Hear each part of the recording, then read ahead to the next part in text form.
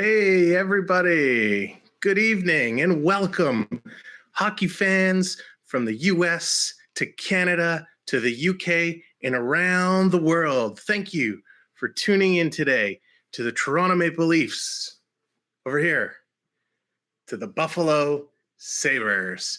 What a game it's going to be tonight. We have so much to talk about. I'm so happy everybody has popped in to say hello.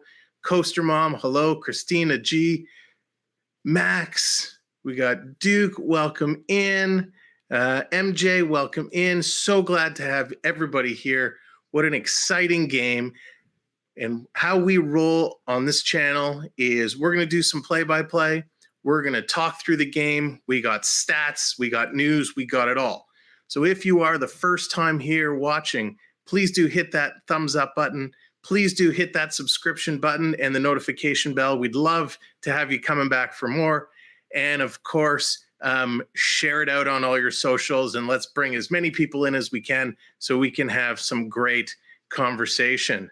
And Coach, good evening. Welcome in. Glad to see you. Go Sabres. Boo. Just kidding, Coach. But I'm not kidding. Go Leafs, go. Go Leafs, go.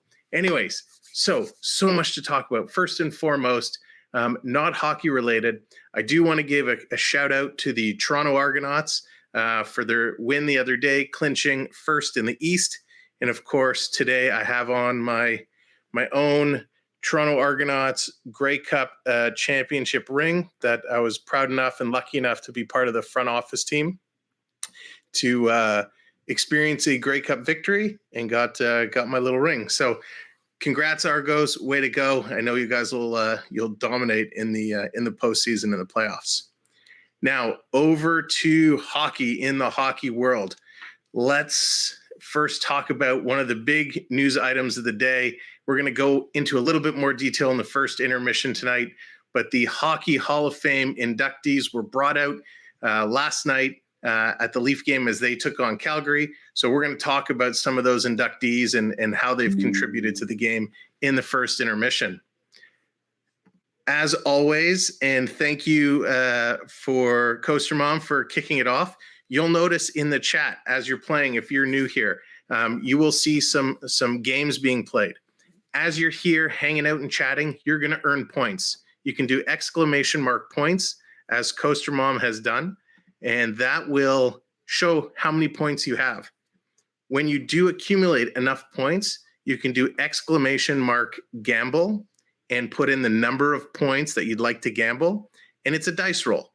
You win some, you lose some. It's all for good fun.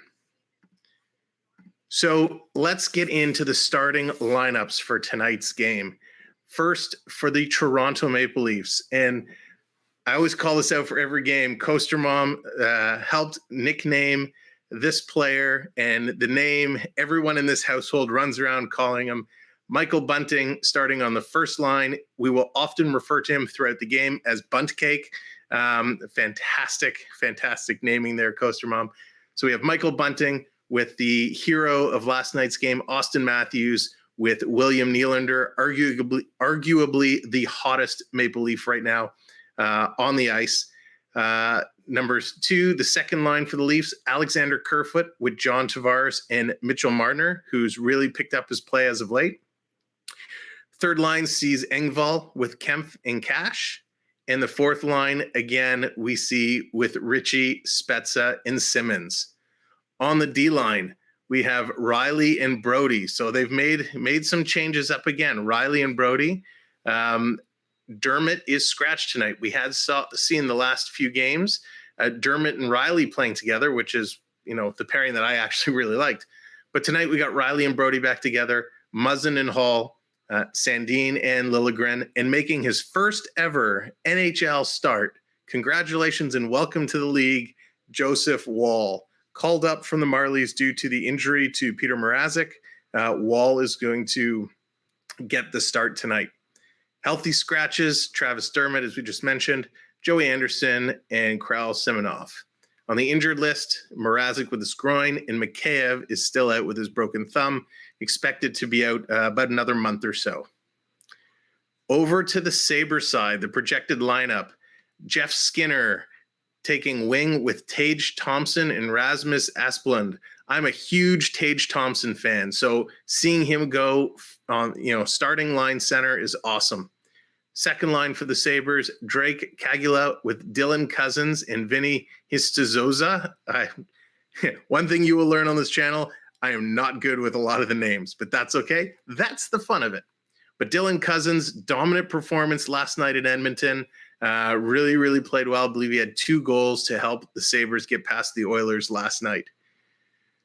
Third line for the Oilers, Zygmunt Girgensons with Cody Eakin and Kyle Okposo. Then we have Bjork with Rustalainen and Hayden. On defense, Rasmus Dahlin with Pisk, Bryson and Miller, Will Butcher with Hag, who I really like Will Butcher, really, really high on Butcher. And starting in goal for the Sabres, Aaron Dell. Scratch tonight is Wallinen, and injured, Craig Anderson is out. Victor Olofsson is out. Alex Tuck, newly acquired in the deal Vegas and the Sabres made for Jack Eichel. Casey Middlestat is out, and Yukaruku, forget it. He's out too. So a lot of injuries for the Sabres. Hey, Lisa T, welcome in. Happy to have you. And hey, did I miss Megan? Definitely don't want to miss a shout out. Well, if I missed you, Megan, I'm sorry. Hello and welcome in. So there's the starting lineups for tonight. 2 good teams. Both teams played last night. Buffalo was in Edmonton, and they defeated the Oilers. The Leafs were in a really tough match against Calgary last night, against the Flames, and they just pulled it out, scoring with a few seconds left in the game to force overtime, and then Austin Matthews putting it away in overtime to take the lead. So players to watch in tonight's game. We have from the Leafs side, our core group. Of course, Austin Matthews, who's been on a tear lately. The overtime goal gives him 6 on the year, and he's starting to heat up. He's getting a ton of great chances every game. Marner is heating up. He's been playing much better. Some nice, crisp passes. John Tavares, of course, being solid. And William Nylander, who has really been a dominant force for the Toronto Maple Leafs. Players to watch kind of from the Buffalo side. Aspald is doing really, really well in his last 5 games. Skinner had a bit of a slow start, but definitely picking up. And those are really the two hot guys to watch. And of course, Tage Thompson is somebody who I'm personally going to watch because he is so good.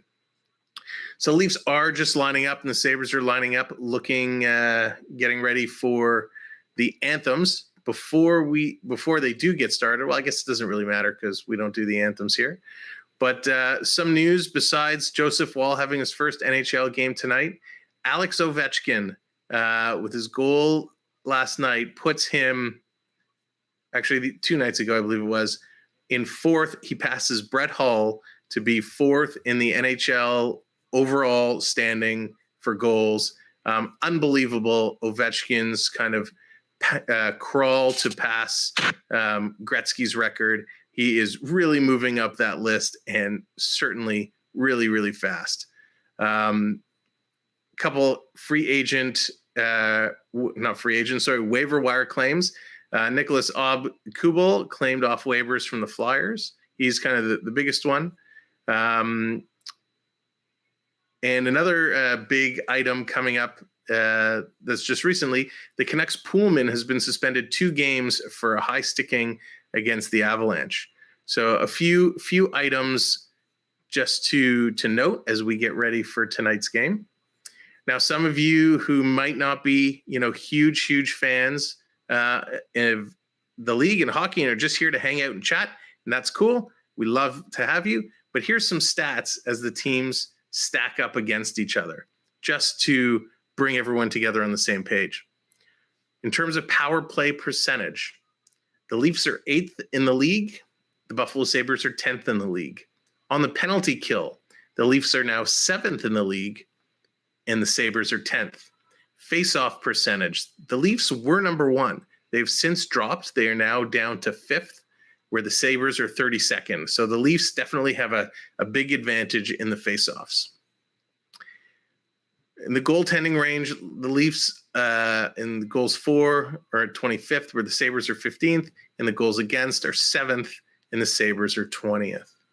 You know, when we look at the division and how these teams stack up, Toronto is second in the Atlantic, right behind the Florida Panthers, with 19 points. They've had 15 games played, 9 wins and 5 losses. Buffalo, 14 points. They've played 13 games, so 2 less. They have 6 wins and 5 losses. So the stats do favor the Leafs a little bit better, but it all depends on which Sabres team shows up tonight, because they can be super dominant or they can just kind of be there to play. And with the way the Leafs have been playing, they could run all over them. So this game really could go either way. And I'm very curious to see which team is going to show up.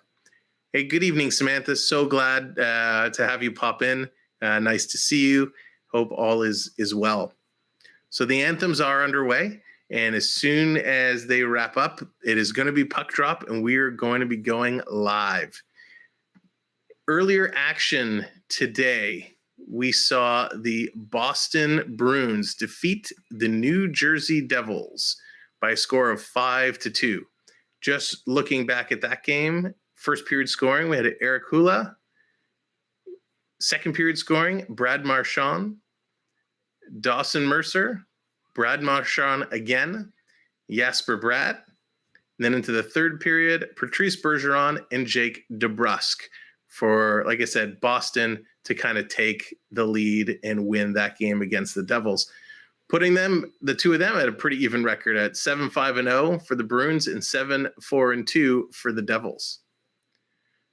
So the anthems are done, the Leafs are getting ready, and we are just waiting for puck drop. The big story for tonight's game is to see how Joseph Woll can perform with in the NHL. He was doing great down in the minor leagues and the Marlies.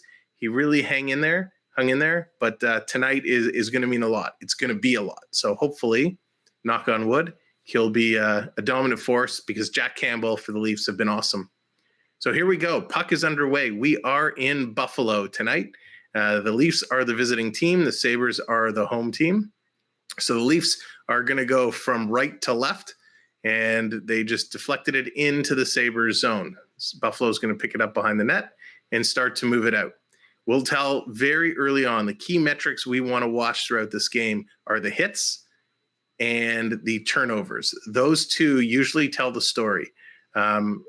Shots are a good number to watch as well, but they don't necessarily mean the whole story. So Buffalo, and big save by Woll right off the start as Sabres came in pressing hard, and Cozens with a nice little sweeping shot. Woll kicked out the leg and put that aside. Brody's going to pick it up, cycle it back behind the net to Riley, and there's going to be some wholesale line changes on both ends. Riley's looking for a play to make it up, and actually it looks like, just seeing a note pop up on the TV, it looks like Dermott is in tonight playing on the last line defense. So we'll have to see who is sitting out, because that was a last-minute change. Dermott was supposed to be scratched tonight, but he is playing with Liljegren. So we will watch for that. So Buffalo taking big zone percentage here, moving it around. Good save by Woll, and Tavares is going to pick it up and skate it out. And he's going to dump it in, glove down by the Sabres D, and they are going to turn it around, almost a breakout, but that is held back. Now they are going to come in. Skinner had the puck stolen, and here comes Marner. Marner hits the center line, and he's just going to flip it in and head to the bench. So quick changes by the Leafs. Buffalo is also making some changes, and here we go. Moving up the ice, long stretch pass. Woll is going to play it behind the net. And Matthews is going to pick it up and chip it down the ice, and it's going to be tipped in. But he was not over the red line, so it looks like that is going to come back for icing. So I know both teams did play in tough games last night, but the Leafs look a little sluggish. This is not a start they were really looking for. They worry me when they come out playing so slow. They need to really, really dig in and go solid. Alexandros, welcome in. Happy to see you again. Here we go. Buffalo wins it. They are going to put it into the corner. Back to the point. Shot in. That's tipped wide. They are going to pick it up behind the net. Cycle it back to the point where Engvall's going to cut it off, and he's going to move up with Kerfoot. Dumps it in deep. Kerfoot is going to go into the corner and forecheck against Hag. Battling it out. Stick is flying. Looks like you couldn't see who was in there, but it comes around to the other side. Riley back to Engvall. Engvall's going to put it back in deep, and he's going to head off. Kempf out in front. Oh, couldn't get the pass. Scores! How on earth did that go in? I'm not sure who knocked it in, but the Leafs take a very sloppy goal. And it looks like Kempf is going to take that one to the bank. We'll have to watch for the replay and see how that went in. Good start. That's what we needed. So Engvall kept it in and went deep. It went to the corner. Kempf walked out of the corner. It hit somebody's skate in front. Looks like Hayden's skate in front, but is that what knocked it in?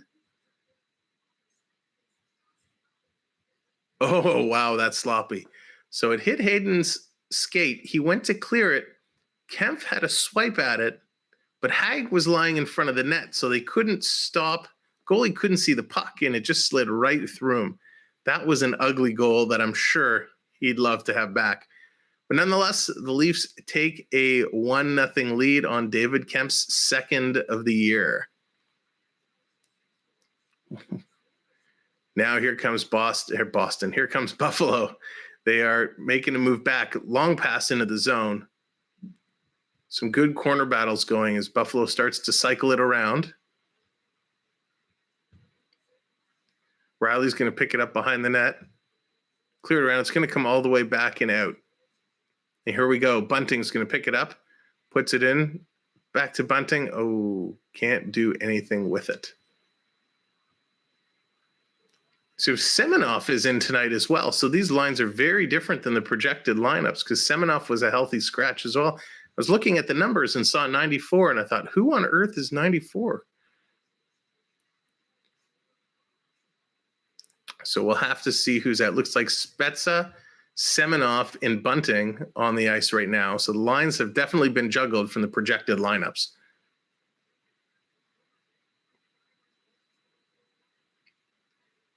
So Buffalo is cycling it around the zone. Good passing by Buffalo, but great play by Hall to pinch up and hold them tight along the boards. Buffalo now takes possession again, cycling it around. Good puck possession. Buffalo dumps it in deep. They just can't get anywhere near the front of the net. The Leafs are keeping them around the perimeter, which is more than okay. Now it comes out. Here comes Nylander. Nylander looking to move to Matthews. Matthews turns back just inside the zone. Dipsy doodle around two Sabres, puts it in behind the net, but Nylander had already vacated that area. Here we go. Bryson bringing it up, putting it in deep for Buffalo, but stopped at the line. The Leafs are picking it up and charging hard. Centered in front. Oh, what a save. Dermott now deep behind the net, looking to pass it to back to the point to Marner. Marner can't control it, and it comes out over the line. They are going to reset. Back and dump it in. So we got Liljegren and Dermott together on defense. So I guess Sandin is the odd man out tonight. We'll have to see what happened and why he ended up getting pulled out. Tavares is with Ritchie and Marner. So the Leafs have it back in their zone. Liljegren cycling back, looking to make a move. Ooh, vicious hit. Almost from behind. Come on. Asplund just planted him. Leafs are making changes as they're looking to move it up ice. And here comes Tavares. Tavares is going to cycle it back. Toronto moving the puck. Liljegren. What are they doing? Kerfoot back behind the net. Now here we go again. Is that Engvall? I don't know what on earth they're doing. Buffalo is going to steal and bring it back, though. Hey, Taint, appreciate it, my friend. Thank you for coming in and giving a like. Go Leafs, go. Absolutely. And there's a whistle. So Liljegren on the ice for 1:45. That is a long, long shift. So we're going to go to commercial break. Well, not us, but the Leafs are going to go to commercial break. I'm going to see if I can pull up the stats here real quick and figure out what they've done is they've switched these lines around. So we got Kerfoot, Marner, Spezza, Ritchie, Cachet, Matthews, Engvall, Bunting, Kempf, Nylander, Tavares. So who is the odd man out there? So Sandin is the odd one out on defense for sure. So we see Liljegren and Dermott together. We see Riley and Brody and Muzzin and Hall. So we know Sandin is out. So it looks like Simmons unexpectedly is out of the Leafs lineup tonight, and that's where Semenov comes in. Semenov played a minute so far. It looks okay. We'll have to keep an eye on him. So we have a lot of roster changes, a lot of shakeups here. So with Wall getting his first start, Semenov sliding into the game, this is going to be very interesting. So definitely want to see how this stuff goes. But a great start. That's right, Alexandros. Great start. 1-0 in the first few minutes on quite a bizarre goal. But hey, we will take them any which way they fall. Looking at the Sabres lineup, Cozens 2 minutes on the ice so far. Kagula with 2:10 and Historza with 2:17. So a few Sabres really pulling the weight for sure.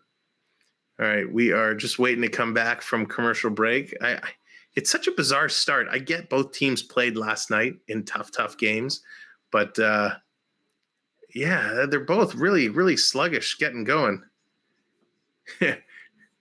CeeLo, how's it going? Good evening. Welcome in. Go Preds. I think that's going to be next week. And actually, that's a good point. Talking about next week. We will not be doing a Saturday night stream next week due to a scheduling conflict. We will not be streaming, but we are going to stream Thursday night Leafs versus New York Rangers. So if you're around Thursday night, definitely drop in and hang out with us. So we're back. Puck is dropped. 13:30 left in the first period. Shots were only 3-1 Toronto, which is nothing. So I'd love to say Wall is looking good, but he's only had 3 shots. So can't really form an opinion on those 3 shots. The first one was a doozy, though. Brody moving it up to Engvall. Engvall across to Kerfoot. Kerfoot breaking in the zone. Looks to go back to Engvall. Slides it back to Kerfoot. Right in the slot, but he couldn't muster a shot. Who was that? That was Kempf. So funny. You see these guys play all the time, and you get familiar with their skating styles, but the way their jerseys fold on their backs, sometimes you see a number, and you're like, is that really that number? So here we go. Buffalo is breaking it out now. Well, the Preds will give you an easy win anyways. CeeLo, I used to be a huge Predators fan, a huge Preds fan. Back in the day when I was a Steve Sullivan guy, and when Steve Sullivan ended up going down to Nashville and was playing on the Predators, I was a huge fan and really enjoyed the team. I actually bought a Predators jersey. That's how much I was invested in that team back then. But haven't really followed them in quite some time. So Buffalo breaks it into Toronto zone. Again, they just keep taking around the perimeter, but back to the point, quick shot, Wall's going to steer that aside. So Buffalo is just staying around the perimeters. They're passing it back to the point and getting a point shot, but nothing too dangerous. And they're doing a lot of these long passes. So here's another kind of long shot in by Historza, easily turned aside. Spezza bringing it over, puts it across. But Semenov couldn't pick that up. Bunting battling in the corner, but Buffalo's going to pick it up, and they're going to move it out. 3 forwards all on top of each other. That's going to be an easy offside call. So it was funny watching the great guy. Absolutely he was. Steve Sullivan was one of my favorites. And one of the best stories, with Steve Sullivan, but in hockey in general, was Steve Sullivan. You may not remember this, but Steve Sullivan, he got hit in the face. I think he broke his nose. And there was a guy sitting behind the glass that was pointing at Sullivan, laughing, pointing at his nose, giving him a hard time. And Sullivan was breaking out, and he went to dump the puck off the boards, and the way it hit, it went in the crowd, and it hit this guy in the face and messed up the guy's face. And Sullivan was skated by and pointed and was laughing at the guy. It was hysterical. It was so funny. I have the old Preds jersey with the arena patch. That's awesome. The one I got is the blue third jersey they used to have. That dark blue was awesome. Such a wicked jersey with the cat logo on the front, the Predator. So Buffalo is just going to dump it right back in. We are going to get some line changes. Just over 10 minutes in the first, so we're almost halfway through the first. Still only one shot for Toronto, and that shot was the goal. Wall is going to come out and stop it behind the net. He's going to play it to the corner to Riley. Riley's going to look to pass it up the ice, but misses everybody. Buffalo's just going to turn around and dump it right back in. Riley's taking a look. Nobody's moving for him. Up to Tavares. Tavares puts it ahead to Marner. Marner coming down the wing, dips it in the slot. Toronto shot over the net. Richie, hands of stone. Oh, boy. Here we got a whistle on the play. We are getting our first penalty of the game. How did Richie miss that? He was all alone in the slot. Puck comes to him, and he just puts it over top of the net. Like, come on. The size of the net hasn't changed. And he wasn't even close. My gosh. So it looks like Brody's getting called on the penalty. Here's a replay. I'm curious to see. Oh, hooked. So Brody had his stick under the two hands of the Sabre, gets the hooking penalty. And we're going to see what Buffalo can do on their first power play of the game. So Toronto's going to win, and they're going to clear that one pretty easily.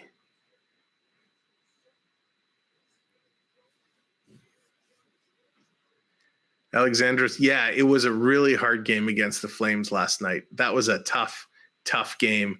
They battled really hard, and the Flames are a big, tough team. So they really stood on their head. I'm glad they're giving Campbell the night off. He definitely deserved it.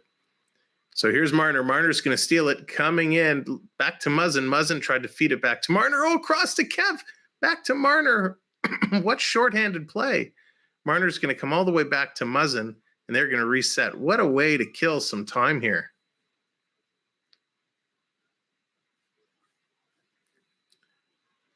Oh, big hip check. Wow. I didn't catch the number. Who dumped? Was it Kerfoot that went down? That was a big hip check right at the line. But yeah, Toronto, way to kill that penalty off. They stole a lot of clock time from there. Great passing, a way to play it back to kill even more time. So at the draw, Kerfoot was a little early and he's getting waved out, so they're going to switch it around. Cash is going to come in and take the draw, and he's going to lose it. Buffalo's going to pick it up deep in their end, and they're going to look to break it out and set something up. So they're going to cross the line. Leafs let them in the zone. They're going to pick it up, and they're going to dump it behind the net. Ooh, wow. They had possession. They couldn't even get set up. Toronto's going to pick it up and dump that out again. Buffalo had an opportunity there, but they just couldn't control the puck to set themselves up. So we got 40 seconds left in the power play.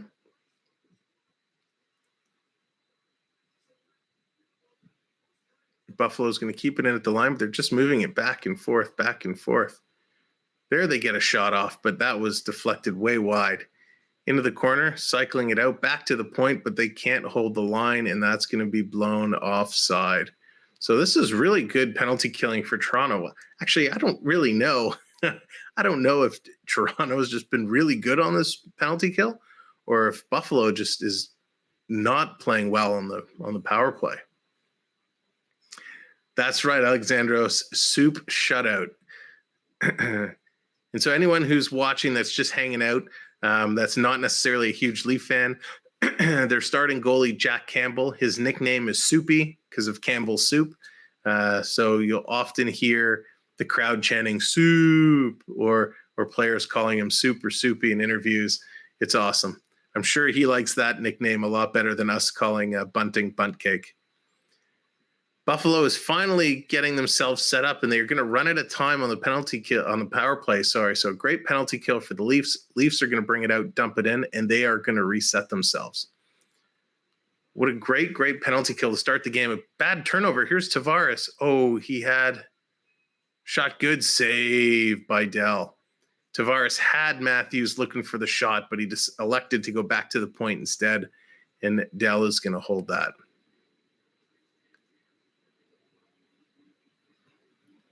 So good playing by the Leafs after a very sluggish start. They've definitely come out and slowed themselves down. So while they are on commercial break, for those of you who have Amazon Prime, there is a Leaf special. And actually, I'm not sure if it's available in the States or if it was just in Toronto or maybe all of Canada. But there was a special on the Toronto Maple Leafs last season. It's 5 episodes.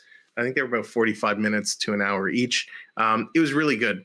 We talked about it on previous streams. I hadn't had a chance to watch it yet. We just watched it over the last couple of days. It was really, really good. Gave you behind the scenes look at what they're like in the locker room and team meetings, the interactions between management and the players. Went through a lot of the heartbreak of last year.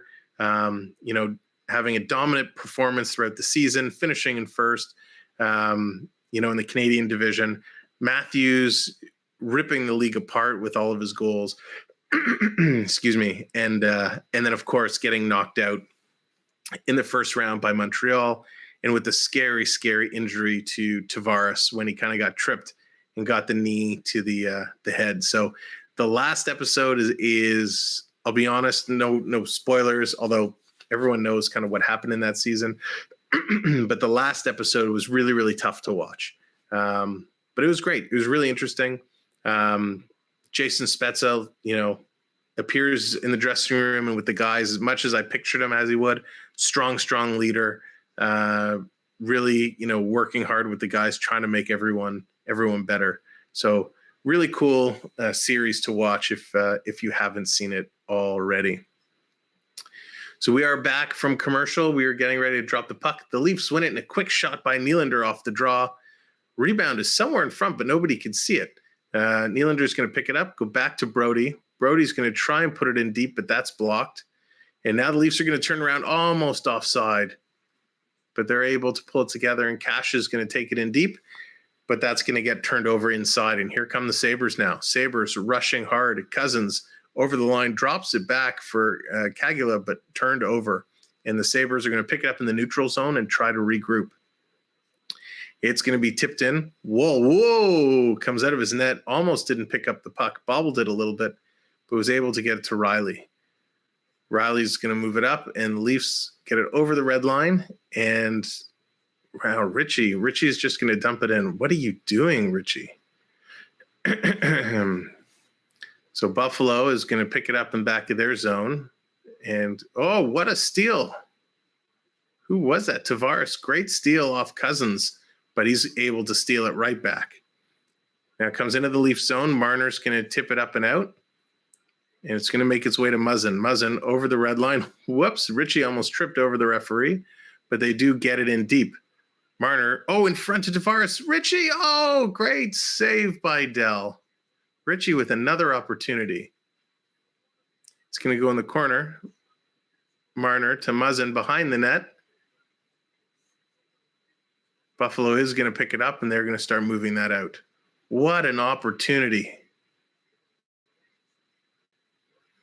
Everyone's making some changes now. Buffalo's going to carry it in, puts it across, and that's going to be deflected up and over the glass. Richie with such an opportunity. Holy moly, did he have all the marbles there. So while we have a quick break in the action, we are working towards 250 subscribers to the channel. So if you are watching, if you're in the chat or you're just ninja watching, please do kindly hit that subscribe button. We'd really appreciate it. If you have any family or friends that love hockey, please do share the link out. There's a share button. Just post it on your Facebook, Twitter, Instagram, and help us grow. We'd really appreciate it. So there was a quick shot off the draw, and that's going to be held, and they are going to set up to redo that. Oh, no, it looks like they've actually decided now they're going to go for a commercial break. So like I was saying, we'd really appreciate it. I believe we are up to 226. We'll double check that number real quick because 226. So we're at 226, pushing forward. Really appreciate all the support so far. Yep, Campbell's off. He's getting a break tonight. Definitely deserves it. He's been so good, and he played so hard. That game against Calgary was really, really tough last night. But the boys did it. They held strong. Calgary really, really kind of threw their weight around and pushed them to the brink. I got really nervous for a little bit of that game, as I'm sure a lot of Leaf fans did. But it was so great to see them, pull it out when it mattered and get that goal to send it to overtime. And of course, Matthews with an unbelievable shot. So good to see. And he was having a tough game too. So that was really, really good to see. Quick check at the out-of-town scoreboard, courtesy of NHL.com. Just looking at games with goals. Tampa Bay is up 1-0 over Florida in the first. Boo. Come on, Florida. Columbus is up 1-0 against the Rangers, also in the first. The LA Kings and the Winnipeg Jets are tied 1-1 in the first. Montreal is up 1-0 in the first. So lots of very close games around the league, which is good to see. Let's see, Alexandros. I live in Honduras and watched it. Really enjoyed it. Oh, that's awesome. Very, very cool. And I appreciate you joining in with us as well. So we got just under 6 minutes left to go. 6-4 the shots for Toronto. That is really, really low. Buffalo this year is 5-1-1, their home record with 15 goals against. So they've been pretty good at home. They win this draw, puts it back, quick deflection up, but Matthews gets in the way and stops it, and he's going to take the puck, go cross ice for Nylander. Nylander's going to look to give it back, but can't complete that pass. Buffalo's going to pick it up, cycle it around the net, and now Buffalo's turn to break out, but they can't handle that puck, and Dermott's going to pick it up. He's just going to chip it in off the boards, and Buffalo's going to pick it up, long stretch pass. Buffalo, Opozo makes some moves. Oh, rebound, scores, Buffalo. That happened really, really, really fast. Buffalo ties that one up. Is that Skinner? I think it was Jeff Skinner with the goal. Opozo put it in. I couldn't see if it was Miller that kept it in. Opozo cycles it back. Who was that? Yeah, it was Miller that took the initial shot. The rebound comes out to Skinner. Oh, it actually didn't hit him. Miller's shot went wide, hit behind the net, came right out on the other side to Skinner, who puts it in the empty net. Wall had no chance there. Kind of overplayed the initial shot that went wide. And we got a tied hockey game. Now Wall get caught. He got caught out behind the net, got tied up there. But the Leafs pick it up again. Riley looking to move that up. He does to Kerfoot. Kerfoot's going to dump that ahead. Too far for Brody. Can't get there. Engvall's going to do nice forecheck. He's going to tie it up. He's going to steal that puck. Work hard on those boards, but can't get it back to Riley. Buffalo's going to pick it up and start moving. Ooh, was that offside? That was so close. Nope, it's going to be a penalty to Toronto. That was a big, big hook on Skinner. Engvall is going to the sin bin on that one. That was kind of a no need for a hook there. It wasn't Skinner, actually. But that's just a silly, silly play. You don't need to hook a guy like that in the neutral zone. So we're going to see Buffalo go right back to the power play. Interesting. That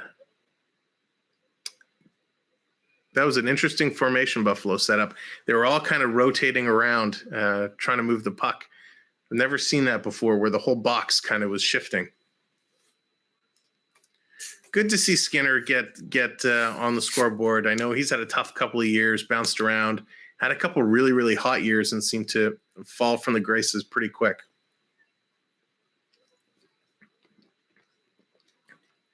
So here we go. Drop to the left of Toronto's goalie. They are going to win that. Hall's going to put it to Marner. Marner's going to flip that out and down the ice. Excuse me. So Buffalo's going to set it up. They got a 4-man press starting with one high. Goes to the high man, into the zone. Around the other side, back to the point. Buffalo's going to look to put it in the slot. Turnover. Kempf is going to pick that up. And he's just going to dump it back down the net. So good standing up tall on the line there for Toronto. And here comes Buffalo, take two. This time they got 4-man lined up on the blue line, 1 man carrying it in deep. Toronto's going to steal that and put it right back down on net. So Toronto is playing well defensively. Excuse me. So Buffalo's, I don't know what they're doing here. Very slow to pick up the puck and move it. And here they go. Oh, nice move. Steps over the line. Quick shot. Wall kicks out the leg and turns that aside. Back to the point. Up to the half board. Skinner's going to put that back, and it's going to be tipped out. So Buffalo's going to have to reset. Toronto's going to exchange their penalty killers. And here comes Buffalo. Cross ice in the slot. Backhand. Good block by Brody to get in front of that one. Bryson dumps it off back to wow. Action is happening fast and furious here. Buffalo moved it across. They had a great chance almost from the same spot that Skinner just scored, but Wall stood tall and turned that aside. It comes down, 10 seconds left in the power play. They're not going to get a chance to set anything up, so they're just going to cycle back, and they're going to change their lines up. 3, 2, 1, and penalty is over. Good kill for Toronto. Buffalo's going to dump that in. Wall's going to come out, play it around the boards. Whoa. Toronto's going to pick that up. Marner with a backhand pass, no look to nobody. Buffalo's going to pick it up in the neutral zone and look to move that in, but it just gets dumped in lightly. Hall's going to pick it up back to Muzzin, cycles it around for Nylander. Nylander's going to chip it up, but too far for Marner to reach. Matthews going to chase it down, but Buffalo's going to just move the puck around, and they're going to circle around and change again. Got 2 minutes now in the period. Here's Buffalo, stolen by Toronto. Nice little footwork by Matthews. Over to Tavares. Tavares is going to break in hard. He's got nobody to pass to, so it gets stolen in the corner. But here comes Matthews to pick it up, and he cannot get it back to the line. 3-on-3. Buffalo with control of the puck. Steps around. Good shot. Wall saves it. The rebound kind of went up and dropped right down in front of him. Buffalo's going to cycle it back to the point. Big shot. Good save. Matthews is going to pick that up and chip it out. Buffalo has really been dominating the time of possession. That's going to get rolled into Wall, and he's going to stop it. 12 shots for Buffalo, only 5 for Toronto. And I don't know what the official numbers are, but it really looks like Buffalo is dominating the puck possession time. Come on, Willie Styles. I know I keep going back and forth on Nylander, depending on how he plays, from Big Willie or Little Willie. So he's either Little Willie Styles if he's not playing well, or he's Big Willie Styles if he's pulling it out. So we got 1:16 left in the first period. Draw is to the left of the goalie. Toronto's going to win that, but they can't get it out. Back to the point. Buffalo, that was very close to being another penalty. Now Toronto's going to break it out, but that's going to be an offside. Bunting kind of got interfered with and pushed in over the line before the puck, and that's going to be called. So Toronto is 5-1-0 so far in November. They were 4-4-1 in October. So definitely a better record so far halfway through the month of November. So draw just outside the Buffalo zone. Let's go, boys. Trying to get some shots. Spezza wins that draw. Back to Riley. Riley's going to dump it in. Last minute of play in the first period. And Buffalo's going to dump that down. Is it going to have legs for icing? It does not. So Riley's going to have to chase that down, and Leafs are going to have to set up. Long stretch pass. Bunting tried to muscle that in front, but couldn't. Semyonov couldn't get that in front, and here comes Buffalo picking it up. Buffalo all alone in the slot. Deflected, rebound back to the point. Buffalo with a blind pass across. Dahlin, not a smart pass. And here's Toronto. Toronto's making their own. That's offside by a mile. Very sloppy shift by both teams.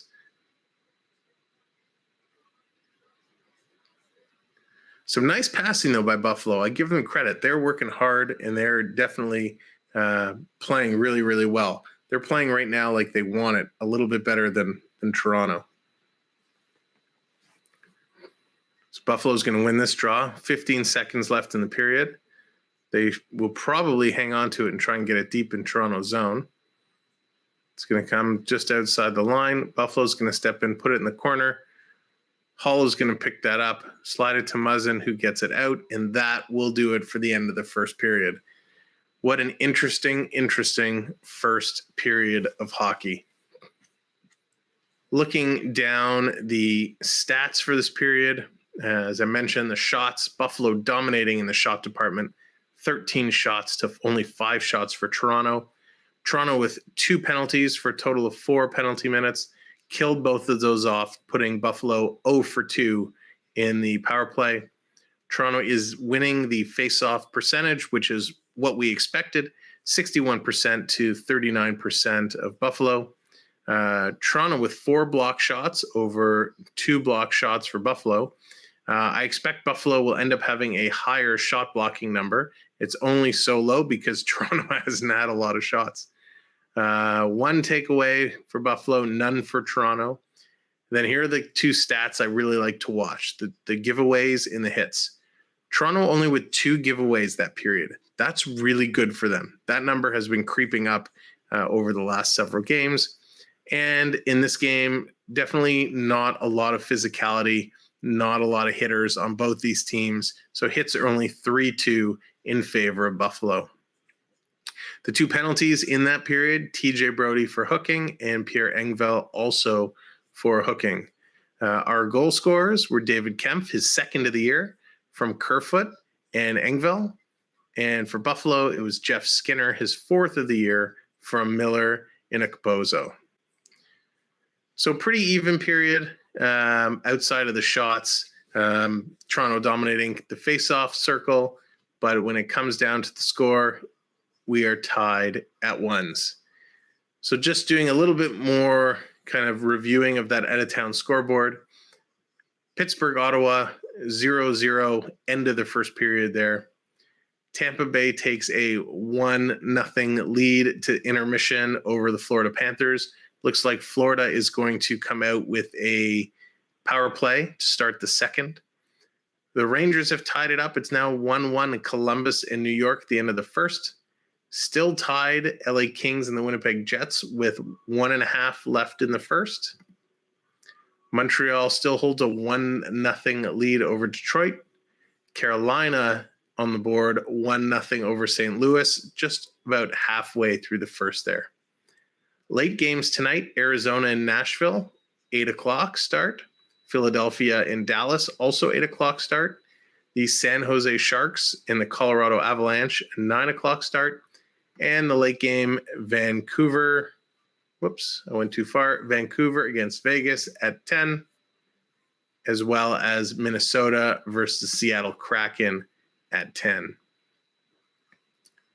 So there's your out-of-town scoreboard. Let's take a look and switch gears to one of the topics I mentioned out of the gate tonight that we wanted to talk about at first intermission, and that was the Hockey Hall of Fame inductions. So the other night saw the 6 inductees announced for the Hall of Fame this year. Very happy to see some of these names going in. Ken Holland was announced into the building category. Kevin Lowe, with his many amazing seasons with the Edmonton Oilers, Kevin Lowe has been inducted in. From Canada's women hockey, Kim St. Pierre is inducted in, and she was fantastic for a long time. Kim St. Pierre was great. Also going in is Doug Wilson, a teammate of Kevin Lowe. And the 2 kind of top players in this year's categories going in, Marian Hossa, who had many, many different teams he played for. He played for the Ottawa Senators. He played for, where is it here? The Atlanta Thrashers. If you remember the Atlanta Thrashers, who drafted Ilya Kovalchuk and Danny Heatley and those guys. Played with Pittsburgh Penguins, played with Detroit Red Wings. And then, of course, probably most known as he finished the season playing with the Chicago Blackhawks. So his NHL totals for all of his stats. So he had just over 1,300 games played, 525 goals, 609 assists for a total of 1,134 total points. So that's pretty impressive as well. 628 penalty minutes. So Marian Hossa was a solid player, not just in the NHL, but also internationally. Played a ton internationally. And of course, the big name on the list, and the one that I'm really, really happy to see him go in, is none other than Jarome Iginla. So Jarome Iginla, of course, played the majority of his career with the Calgary Flames, played for Team Canada a ton, right? But really, really in the NHL, Calgary was his team towards the end of his career. He did kind of jump over to Pittsburgh for a season, not even a season. I think it was at the trade deadline. He only played 13 games in Pittsburgh, played some games the following year in Boston before moving over to Colorado for 3 seasons, and then finishing up with the Los Angeles Kings. So for Jarome Iginla, he had about 1,550 games played in the league, 625 goals, 675 assists for a total of 1,300 points, as well as just over 1,000 penalty minutes. So 1,300 points and 1,000 penalty minutes. That's pretty awesome. Just goes to show the grit and the toughness that somebody like Jarome Iginla had, who could really dominate a hockey game. Because he played in Calgary for so long, I was lucky enough to see when he would come to Toronto and they would play each other, just to see really how much Jarome Iginla made a difference. There were rumors at times that he might end up being a Leaf, but it never came to fruition, and that's okay. I would have loved to see him here, but what a great, great induction class. So again, Ken Holland, Kevin Lowe, Kim St. Pierre, Doug Wilson, Marian Hossa, and Jarome Iginla. Congratulations to you all for getting inducted into the Hall of Fame for this season. So awesome. So awesome. The Hall of Fame, the Hockey Hall of Fame, is located here in Toronto, downtown Toronto, right on Front Street, I believe. Just across from Union Station, the train station. So if you're ever down in the Toronto area, you definitely want to check it out. It's pretty cool. We went a couple of years back, had a good afternoon checking out the Hall of Fame. So one of the other things that was pretty cool that we talked about off the top was Alex Ovechkin. And I'm just going to bring up his stats here. But Ovechkin has been on a tear, and we all know he's chasing Wayne Gretzky's record. And it's scary good how Ovechkin is. And let's see. I want to pull up the actual stats. I know he's in 4th now. Sorry, I should say for goals. Okay, here we go.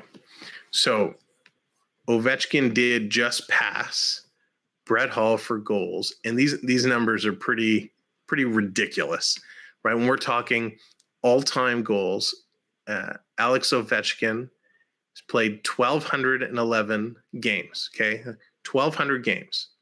He just passed Brett Hull, who had 1,270 games with 742 goals. So Alex Ovechkin right now, his career total sits at 742 goals in just 1,200 games, right? A little over 1,200 games. Jaromir Jagr, who's in third, so Ovechkin has to catch. Jagr, who played up until last year or the season before in the NHL, right? So Jagr played a long time. Jagr has 1,700 games, 1,733 to be exact. So 522 games more than Ovechkin. He has a total of 766 goals. So he's about 24 goals ahead of Ovechkin. So Ovechkin will get very close to Jagr, maybe even pass him this year. We'll have to see. It depends if he stays healthy and all that. Shauna, good evening. Welcome in. Gordie Howe, who played just a few more than Jagr at 1,767, had 801 goals. And then, of course, you have Gretzky, who holds the record, who has 1,487 games played and 894 goals. So Ovechkin is about 152 goals away from Gretzky, but he still has a few years left on his contract. So it is very possible that maybe not next year, the year after that, that Ovechkin could pass Gretzky and become the all-time goal scorer in the NHL. So this list is pretty amazing when we go down and we look. So we know Ovechkin at 742, Brett Hull at 741, who Ovechkin just passed, and Brett Hull, one of my favorite players of all time from the St. Louis Blues.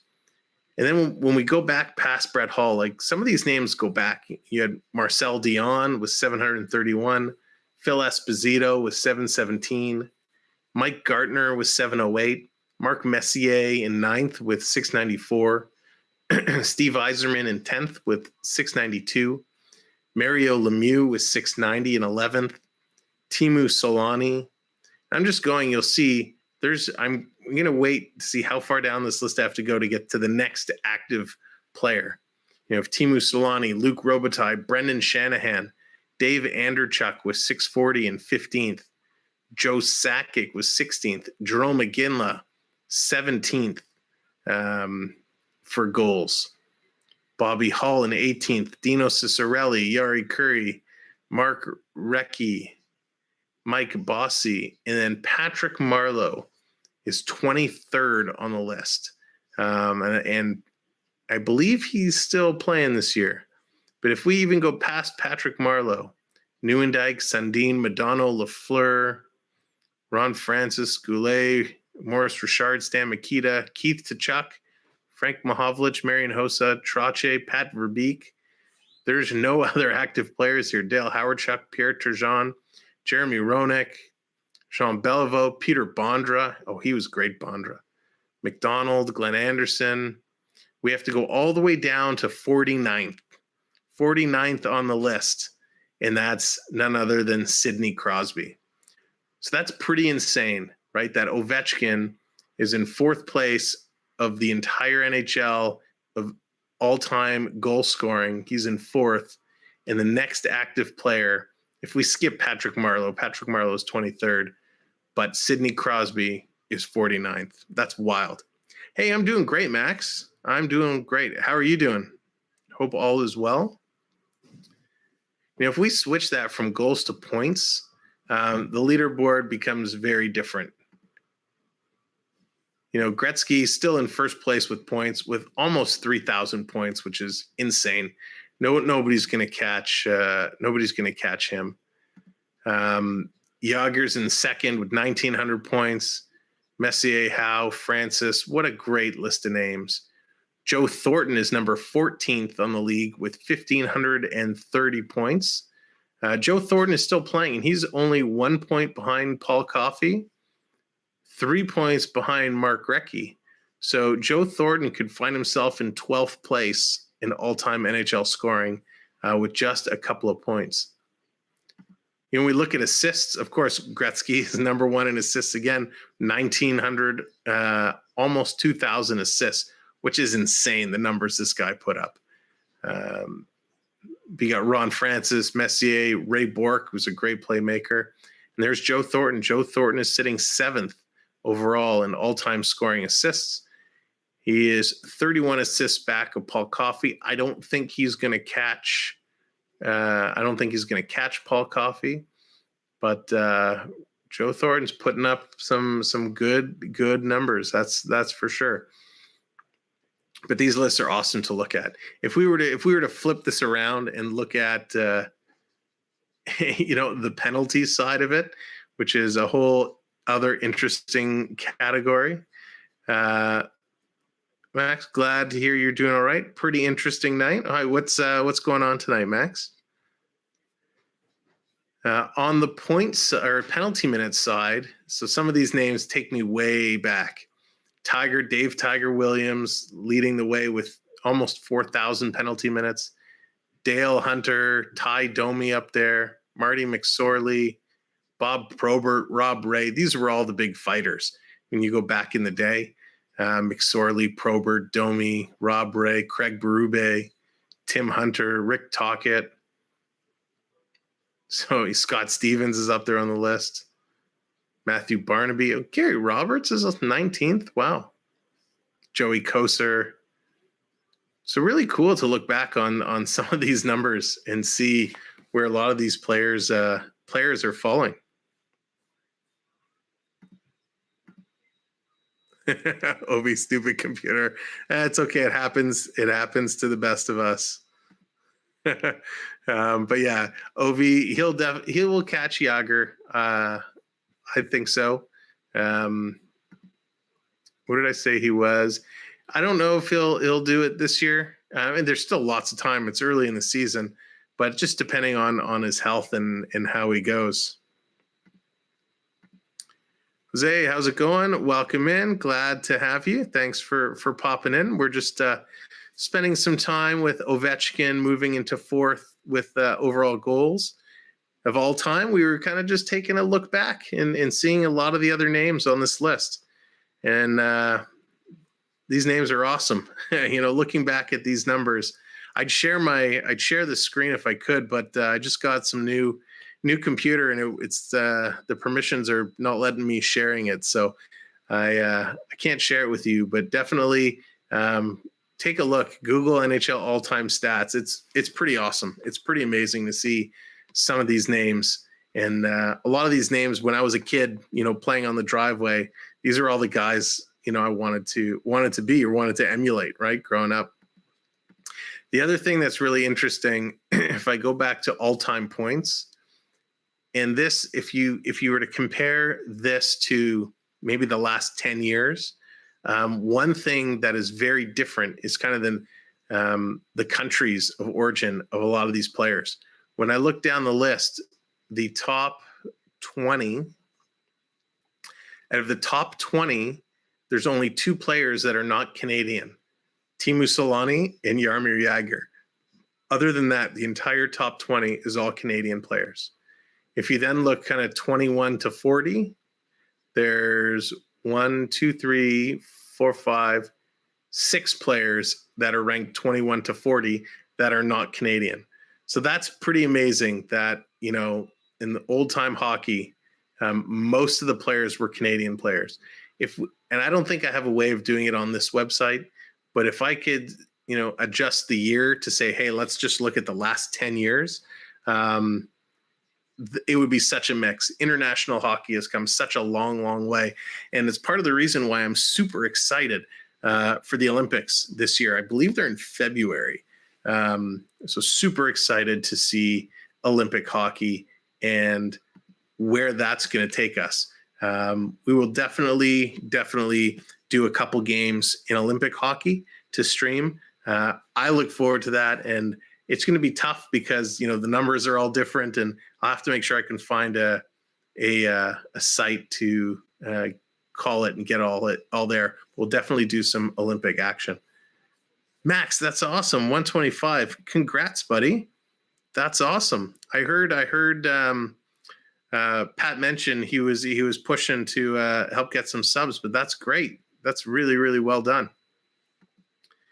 On to the next 25, right?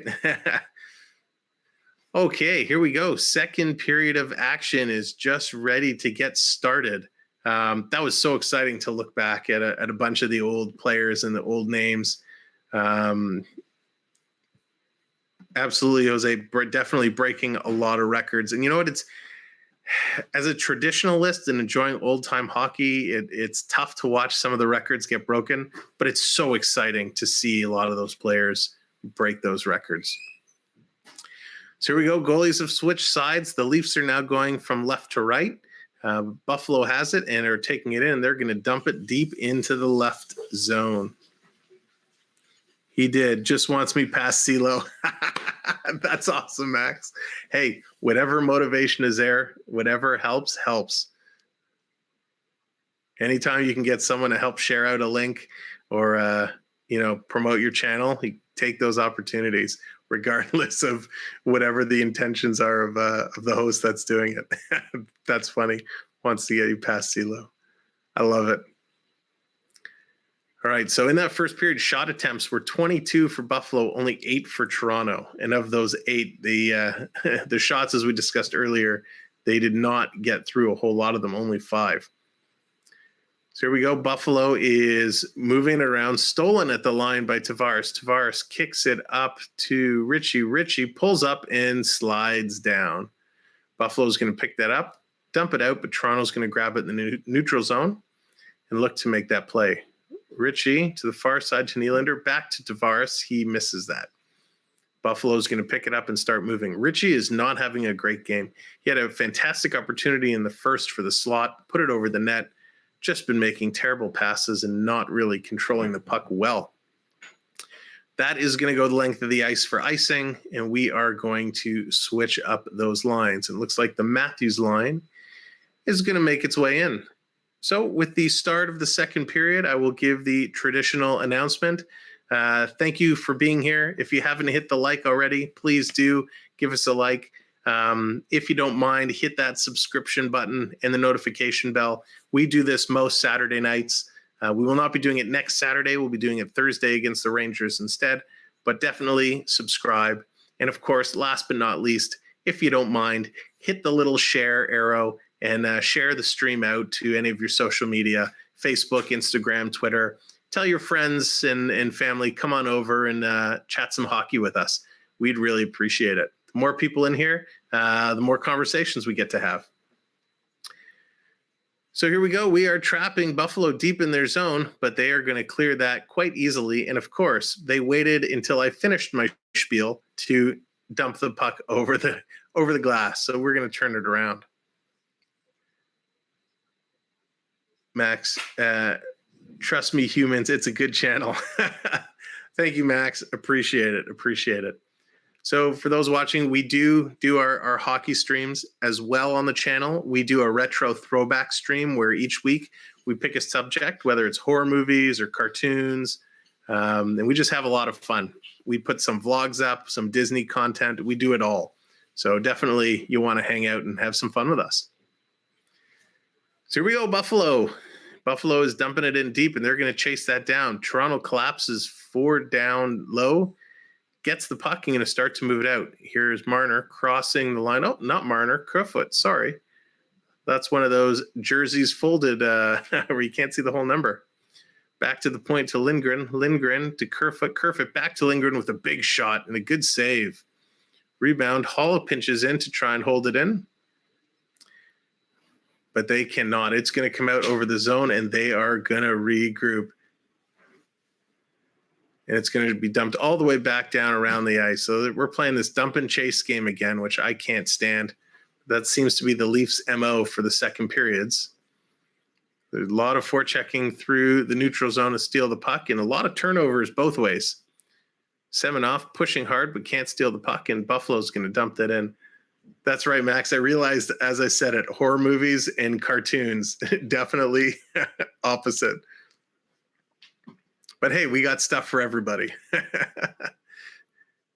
So Leafs are breaking in 4 strong into the Buffalo zone. Spezza comes out, kicks it back. Muzzin can't pick it up. That is going to come out. Lindgren's going to turn it around and put it back in. Spezza fighting in there hard. Back to the line. It's going to come out again. So Tavares couldn't handle that. Buffalo knocks it back. Lindgren's going to pick it up and start to move it. So here we go. Marner's going to cross the line. Ritchie goes to the net. Marner drops it for Tavares. Tavares cycles it through into the slot, but Ritchie couldn't get the puck. And here comes Buffalo. They are on a move. 3 hard, and they cannot complete a pass, and it gets turned over at the line. But they pick it up, and look, Abozo moves it back around. Buffalo to the point. Quick high shot and gloved by Wall. Wall has been playing really, really well for his first game. It's a nice kind of high shot by Dahlin. And it was a great timing with the question. Wall is actually playing really, really well. Right out of the gate, he kicked his leg out for a nice save. He's looked pretty solid. A couple shaky moments when he came out to play the puck. Kind of bobbled it one time, got caught it from behind the net. No chance on the goal. The puck was shot. He kind of overplayed it a little bit. It went wide, hit behind the net, came right out to Skinner, who put it in pretty much an open net. But he tried to get across. But he's been playing really well. I give him credit for sure. So here we go. Buffalo is looking to set something up in Toronto zone. Stick handling in front. Shot good, save by Wall. He's cutting the angles down nicely now. Nylander is going to skate over the red line and put it in. Matthews is going to go deep into the corner. They are going to pull it out. Cash back to Matthews. Matthews in front. Oh, it's going to go through the slot and past both defense and come all the way down the ice.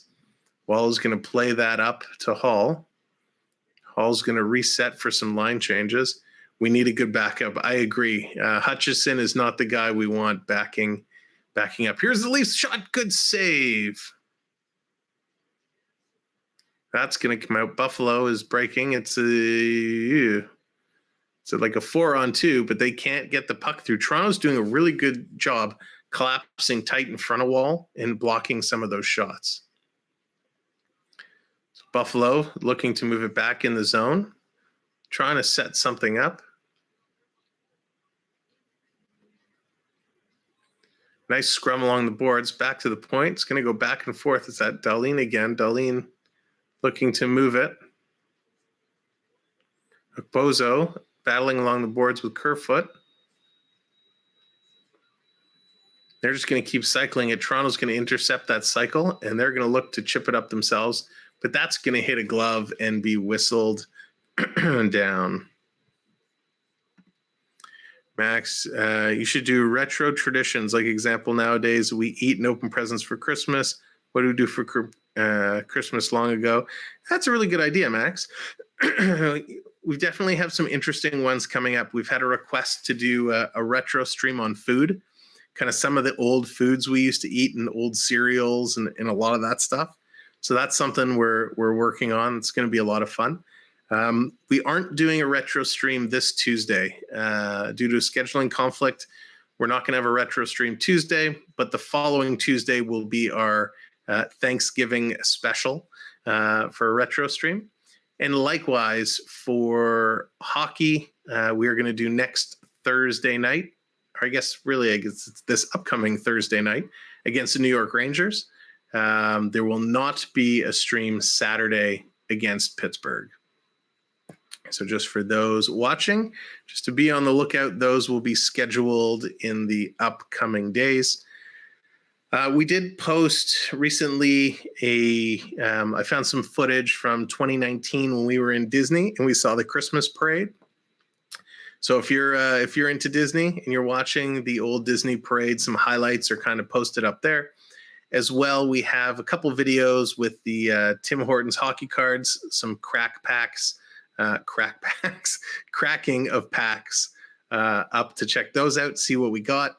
And of course, if you are a barbecuing or smoking person and you love just cooking in general, there are some cooking videos we have up. So like we said earlier, we have something for everyone. D, welcome. Yay. I say hi, D, but I also say hi, D.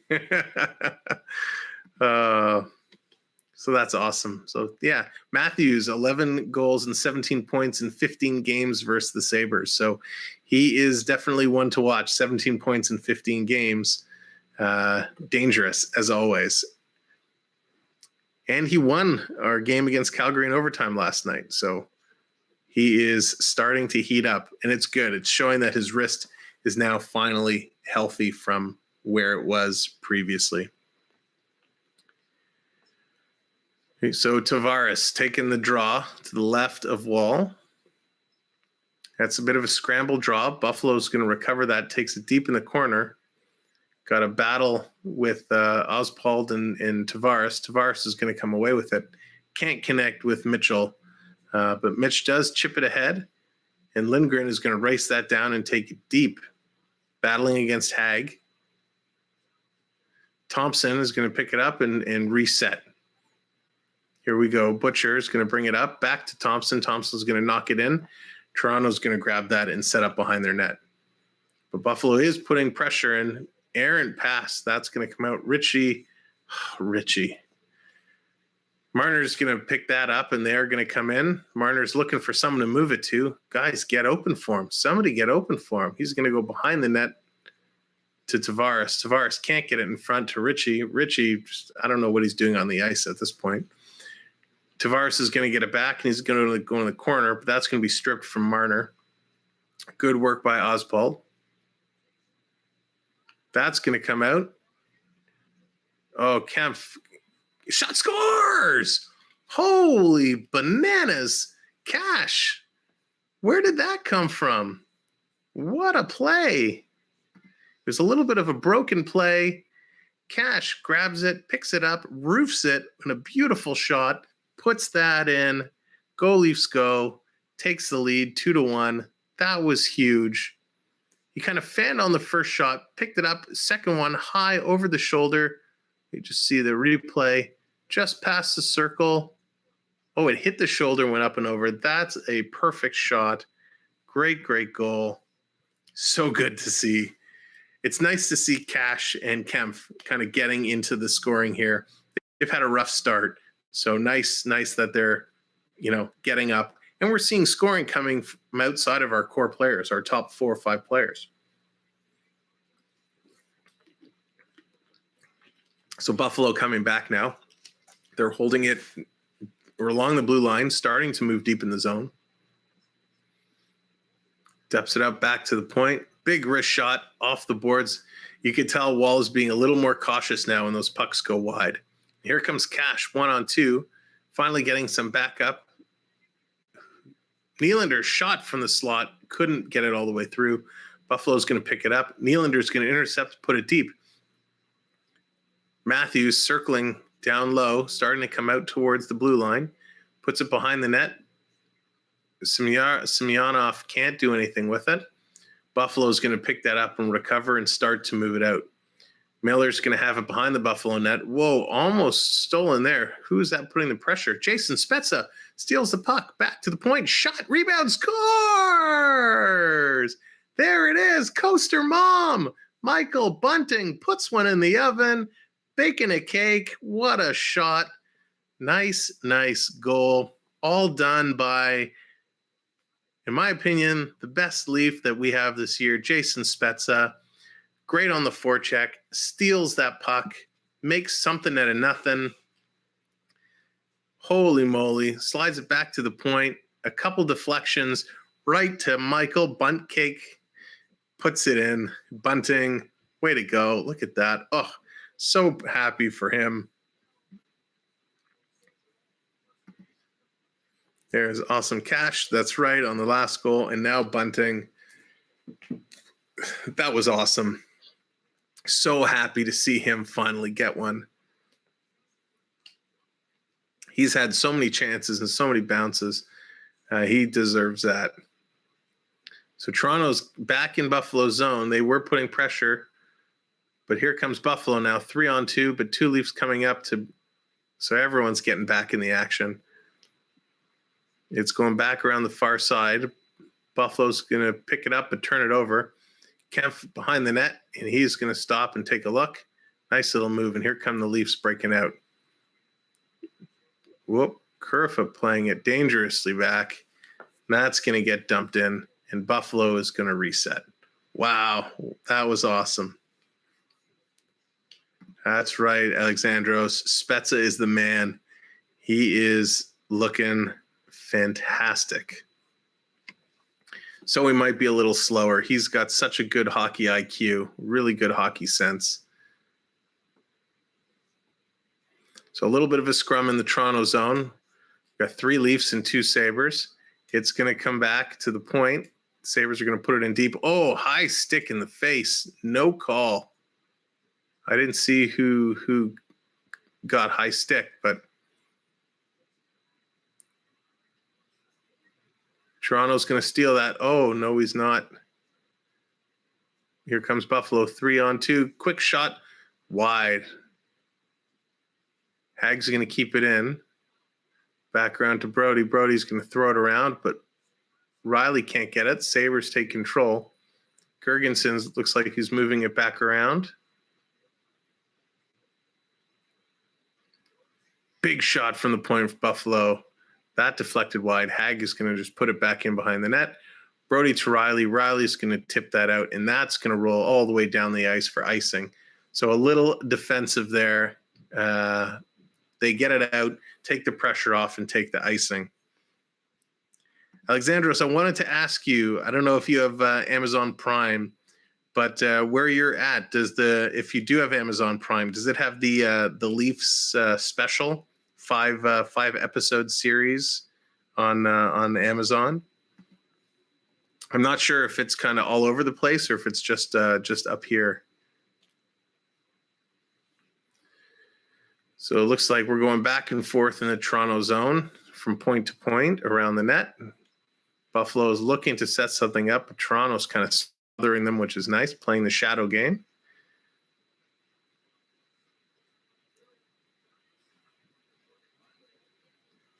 So we are still, Riley's going to pick it up, and he's going to clear, and it's going to go out and come right back into Toronto zone.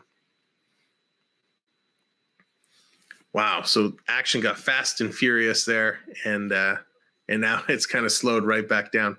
So on Michael Bunting's goal, the assists have been dished out to Muzzin in Spezza, and on the Cash goal, it was assisted by Tavares.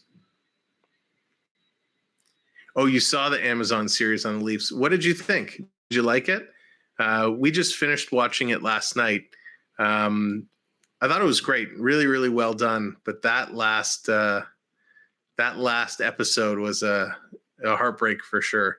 It was a tough one to watch.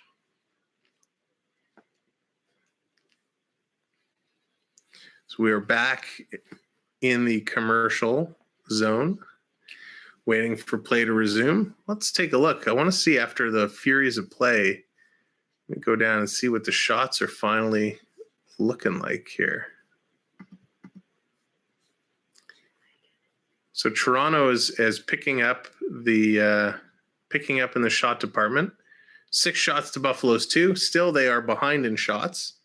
11 to 15 to Buffalo's 15. I know there's a little bit of lag, so if you need to refresh, just give it a refresh.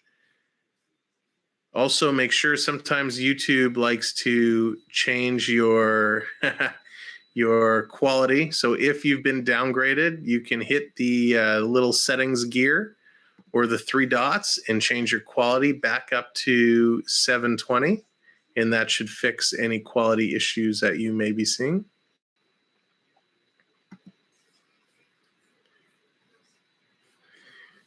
Alexandros, really enjoyed it. Can't watch the Tavares injury. Such a tragic incident. Yeah, that was really, really tough. It was definitely hard to watch. especially from a lot of the players' perspectives, and hearing them all kind of the way they were talking. But I'm glad they didn't dwell on it, and they kind of got it and moved on.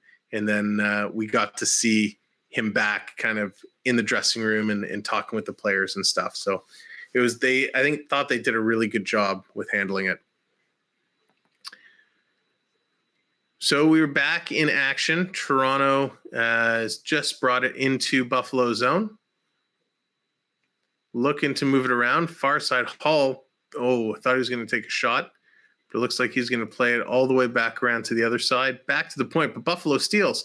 2-on-0 for Buffalo. Hall is fighting to get back. Nice move, shot. Oh, tripped up his wall, but he's up and he's all right. That was a little bit of a bizarre play. Buffalo did not get a good opportunity there, but they definitely had, their sights were open and they were moving quick. So Buffalo back, moving it from point to point. Wall is definitely moving well, cutting those angles. Toronto gets it out. Buffalo's going to regroup in center ice zone. Here comes Buffalo.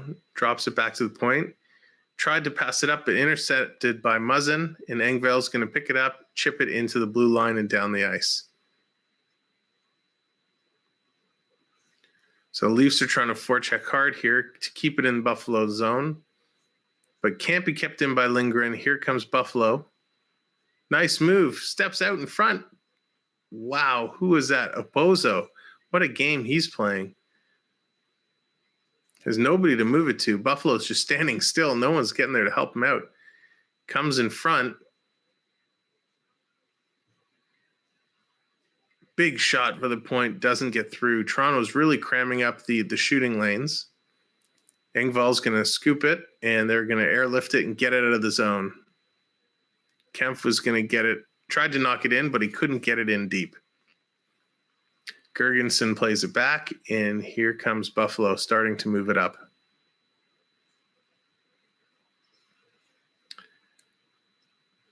Toronto's going to recover and start to move it right back. We're playing this dump and chase game where it just keeps moving from behind one net down to the other end. Little forecheck. Spezza's going to pick it up, try and move on it again. But this time, Buffalo's going to skate it out. We're going to right back behind Toronto's net. To the point, big shot by Dahlin. Wide again, though. That's going to come out of the zone. Buffalo's going to have to regroup. They're going to bring it all the way back. Long stretch pass. And that's going to go back around Toronto's net. Wall's going to put it to Brody. Brody's going to look to move it up the ice. Bunting over to Tavares. And that's going to wrap around and come all the way out and down. So Wall's going to play that around the net to keep it away from Buffalo. It's a Hall. Hall in the corner. Forechecking hard is Buffalo. And here we go. Muzzin's going to move that up ice. Marner over the red line, over the blue line. Ritchie breaking to the net, over to Tavares. Tavares through the circle, looks to chip it in front, but can't get it through. Good way to break up the play, Buffalo. They definitely got in the way there. Leafs do keep it in the zone. Without the slot, Ritchie. Somebody needs to tell Ritchie he's got to shoot lower. I was very high on Ritchie when he signed and came to Toronto. I thought Ritchie was going to be good. He's going to be a tough force to play on that Tavares line. I thought he would, wouldn't necessarily get a lot of beautiful goals, but I thought he would definitely be able to get in there, play down deep, play a little dirty, grind it out. And so far, what I've seen from him has been not great. He's been, his shots are all over the place. His hockey mind doesn't seem to be on point. I'm a little disappointed in how Ritchie's playing, to be honest.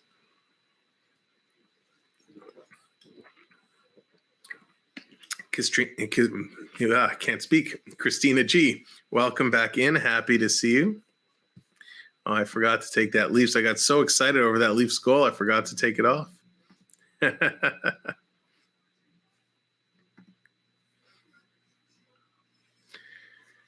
So definitely a much better period all around for Toronto. The first was very sloppy. They were not skating. They definitely seem to have things in gear. Just looking at some of the other numbers, their block shots have gone way up. I'm going to make sure I'm looking at the right team here. 7 block shots for Toronto. That's outstanding for them through a period and a half. You know, the other number that's outstanding is the giveaway number. Only 2 giveaways through a period and a half. And I believe they had 2 giveaways through the first. So they haven't had an official kind of giveaway this period, which is really nice to see. Hits for both teams are super low. This is not a hard-hitting game. This is not a tough, gritty game. Hits are 5-4 in favor of Toronto. Was doing work for school. Okay, that's awesome. That's important. Have to keep up with the schoolwork for sure. And if I remember, Christina, you're doing that computers course or networking course. All right, so we're back from commercial break. The puck has dropped. We're down in the Buffalo zone. Toronto's cycling it around. Kept in by Muzzin. Muzzin across to Hall. Hall shoots it, tried to get it into the slot, but that was broken up by Buffalo. And it's just going to come right through the neutral zone. Oh, that was a horrible giveaway from Toronto. Buffalo breaking in. Wall got a piece of it, and that goes over the net. Nylander slides it across. Give it back. Oh, Cash tripped by the red line. Got to watch for those red lines.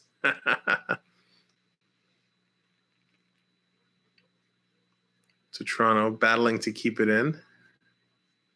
Buffalo's going to clear it out, and that's going to come down. Dermott looks like he's going to pick that up and get things reset. Just over 4 minutes to go in the second period. A much better period from Toronto. Kerfoot in the corner, getting some help by Kempf. Those two are battling it out. Kempf digs it out with a little toe drag. Coming in from the side, tried to center it, but broken up by Buffalo. Here they come now. Buffalo's trying to get in. Toronto's in great defensive position. Picks off that pass, and they're going to turn and go. Kerfoot over the line, looking to make a pass. Good defensive position by Buffalo, staying in the passing lanes, taking away those options. Now it's going to get dumped into Toronto zone. They're going to pick it up and have to reset. Stretch pass into the ice comes Semenoff. Semenoff drops it. It comes back to the line for Brody. Brody can't flick it in and get it in deep. That's tipped. And here comes Buffalo, 2-on-2. Some stick handling. Nice block by Riley to knock that in the corner. It's going to come behind the net and cycle all the way back to the point. Dahlin flicks it from the point, held by Wall for a whistle. Riley and Skinner doing a little juking. Now Skinner's going to get in the face of Brody. I don't know what Brody had to do, but really nice play. Wall is standing up strong. He's cutting those angles. Toronto's playing well defensively, cutting some of those corners, making sure Wall doesn't have to guess where the puck's going to go. Riley got down in that. Really nice block. Nice to see the boys standing up and playing strong defensively. Buffalo is up to 35 shot attempts, and Wall is playing strong. Toronto with 17 shot attempts. Let's draw it to the right of Wall. That's going to come back. Toronto's going to win that. To the corner, they're going to scrum it in the corner. Spezza trying to get it out. Muzzin's going to come to help. Buffalo's keeping it in. Now that's going to get dumped out cross ice and come all the way back for icing. We are going to redo that one. You know, Spezza is so good. I know in the show, the end Spezza was highlighted, definitely a player that would talk to a lot of the other players and help them out and coach them along. Definitely something you like to see. I know he's kind of going 1 year by 1 year, and he kind of made it clear he doesn't want to play anywhere else for Toronto. So I hope we keep him around for another year or two. Comes in front, Buffalo, good scoring opportunity, but they just couldn't get a stick on the puck. That's going to get tipped back around the net. Hall's going to dump it around. No one there to chip it out for Toronto. Buffalo's going to put it back in. Muzzin's going to fight hard to steal. In comes Spezza to try and help out. Big shot. Oh, no, Buffalo.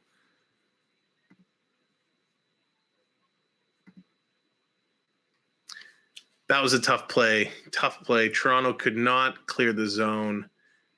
Tage Thompson, who we talked about in the opening, he is a young star to watch. He's been coming on strong. Just the right place in the right time, hanging out top of the circle. Puck finds its way to him. One-timer, down on one knee, puts that in. Great shot, seeing eye shot. I don't even think from that camera angle, doesn't even look like he could see the net. So I'm guessing that wall was screened. But great shot by Tage Thompson. Darn it. I hate when Toronto gets scored on. But that's okay. That'll put some pressure on Toronto and start stepping up and playing a little bit better. They're going to dump it in. That was Thompson's 5th goal of the year. Marner across to Lindgren with the shot. That's going to be tipped up and over. So 5th shot of the year for Thompson. Good for him. He's having a great year. I'm trying to see who the assists were on that goal. Doesn't look like it's popped up as of yet. Someone made a beautiful pass out to Thompson. Skinner. So Skinner and Seisk get the assists on the Thompson goal.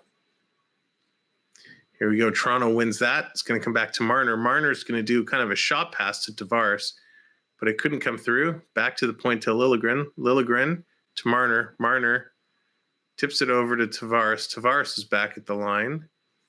Tries to put it in deep for Ritchie, but Ritchie takes the body and not the puck. And here we go. Toronto cycling it back around. They're going to tip it over the line and behind the net. Back in this whole dump and chase game, which we love so much. Here comes Buffalo. Buffalo is breaking out. Some good pressure Buffalo's putting on. Matthews and Riley can't pick it up. Brody in to help out now, and it looks like Brody's going to finally come away with it. Coach, good to see you.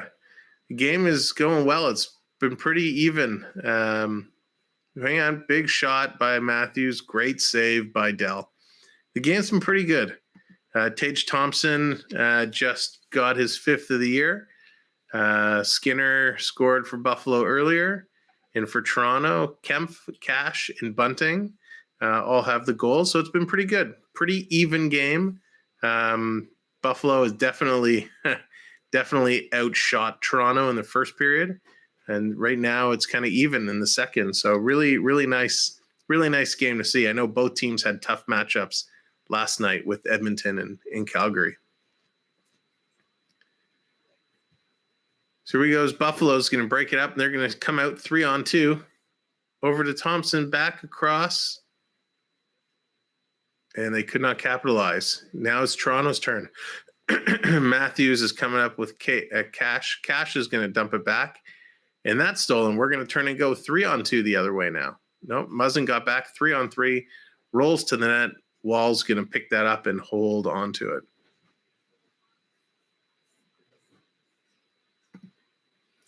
Yeah, 3-2. And Dell's been playing pretty well. I'm sure he'd love to have the first goal back, but he's been playing pretty well. So Thompson, as I said earlier, 5 goals this season. They're just putting up a stat. He had 8 goals all of last season. So glad to see him with 5, just halfway through November. So it's going to be back in Toronto zone. Brody's going to pick that up behind the net. Got 17 seconds left in the period. Toronto is battling hard to get it out. Buffalo's giving them a tough time. Over to the red line, dump it in. And they're just going to kind of hold on to it, and that should end the period. Through 2, it is a 3-2 game. Really, really good work by both teams in that period. Let's take a look at the stats before things get updated here. Excuse me. That period was even in shots, 7 apiece. It brings the total 12 shots for Toronto, 20 shots for Buffalo. No penalties called in that period. So it remains 2 penalties that Toronto had for 4 total minutes. And Buffalo went 0 for 2 on the power play. Face-offs, Toronto is still dominating the face-off circle, 63% to 37 in Buffalo. Toronto up to 8 block shots to Buffalo 5. So definitely, I talked about a lot how Toronto's been collapsing around the net and protecting wall. And it shows with the 8 block shots. Only 1 takeaway to Buffalo's 4. And Toronto did have 1 giveaway in that period, which right towards the end there. But still only 3 giveaways for the game. That's phenomenal for them. Buffalo takes the lead in the hit department, 6 hits to 5. But as we talk throughout, this is not a big hitting game by any means. Coach, Vermont cell service is rough. Home in 20 minutes or less. I'll check back. Sounds good, Coach. Appreciate it. Drive safe. And we'll hopefully see you back during the third. Let's take a quick look at the out-of-town scoreboard and see what is happening around the league. The LA Kings, with 10 seconds left in the second, they didn't just score, but they are up 2-1 over the Winnipeg Jets with 10 seconds in the second period. Ottawa has taken a 4-0 lead over Pittsburgh with 50 seconds left in the second period. Detroit has come back and taken the lead 2-1 over Montreal. My Florida Panthers, thank goodness, have tied it up with the Tampa Bay Lightning, so they are at 2s apiece. The Rangers have taken a lead 4-2 over the Columbus Blue Jackets. Carolina is up 2-0 over the St. Louis Blues. Nashville, I know CeeLo, I don't think you're watching anymore, but Nashville is now up 1-0 over Arizona. And Dallas 1-0 over Philly. That is your out-of-town scoreboard as it sits right now. I want to pop into a couple games and see who some of these goal scorers are. Let's look at Florida. For those who are watching, I am a big Florida Panther guy. They are kind of my number 2 team. We talk about them a lot throughout these streams. So let's see. In the first period, Pat Maroon put Tampa Bay up 1-0. Then Victor Hedman put them up 2-0. And Jonathan Huberdeau with the first goal for Florida. Happy to see Huberdeau score always. He's so good. His 4th of the year, assisted by Barkov. And E2, I'm not even going to pronounce his name. We're just going to call him E2. He scored to make it 2-2 Florida-Tampa. The other game that surprises me right now is this Ottawa taking a 4-0 lead over Pittsburgh. Let's see what's happening there. Zach Sanford, the first Ottawa goal. Michael Del Zotto with the second Ottawa goal. Parker Kelly had the third Ottawa goal. And Tim Strutzel with the 4th Ottawa goal. And that's his first of the year for Strutzel. In Montreal, got to look at Montreal. Ryan Pooling put Montreal up 1-0. Dylan Larkin then tied it up at 1s. And Suter puts Detroit up 2-1. Interesting. And it looks like, am I seeing this correctly? Where are they? Oh, they're in Detroit. Okay.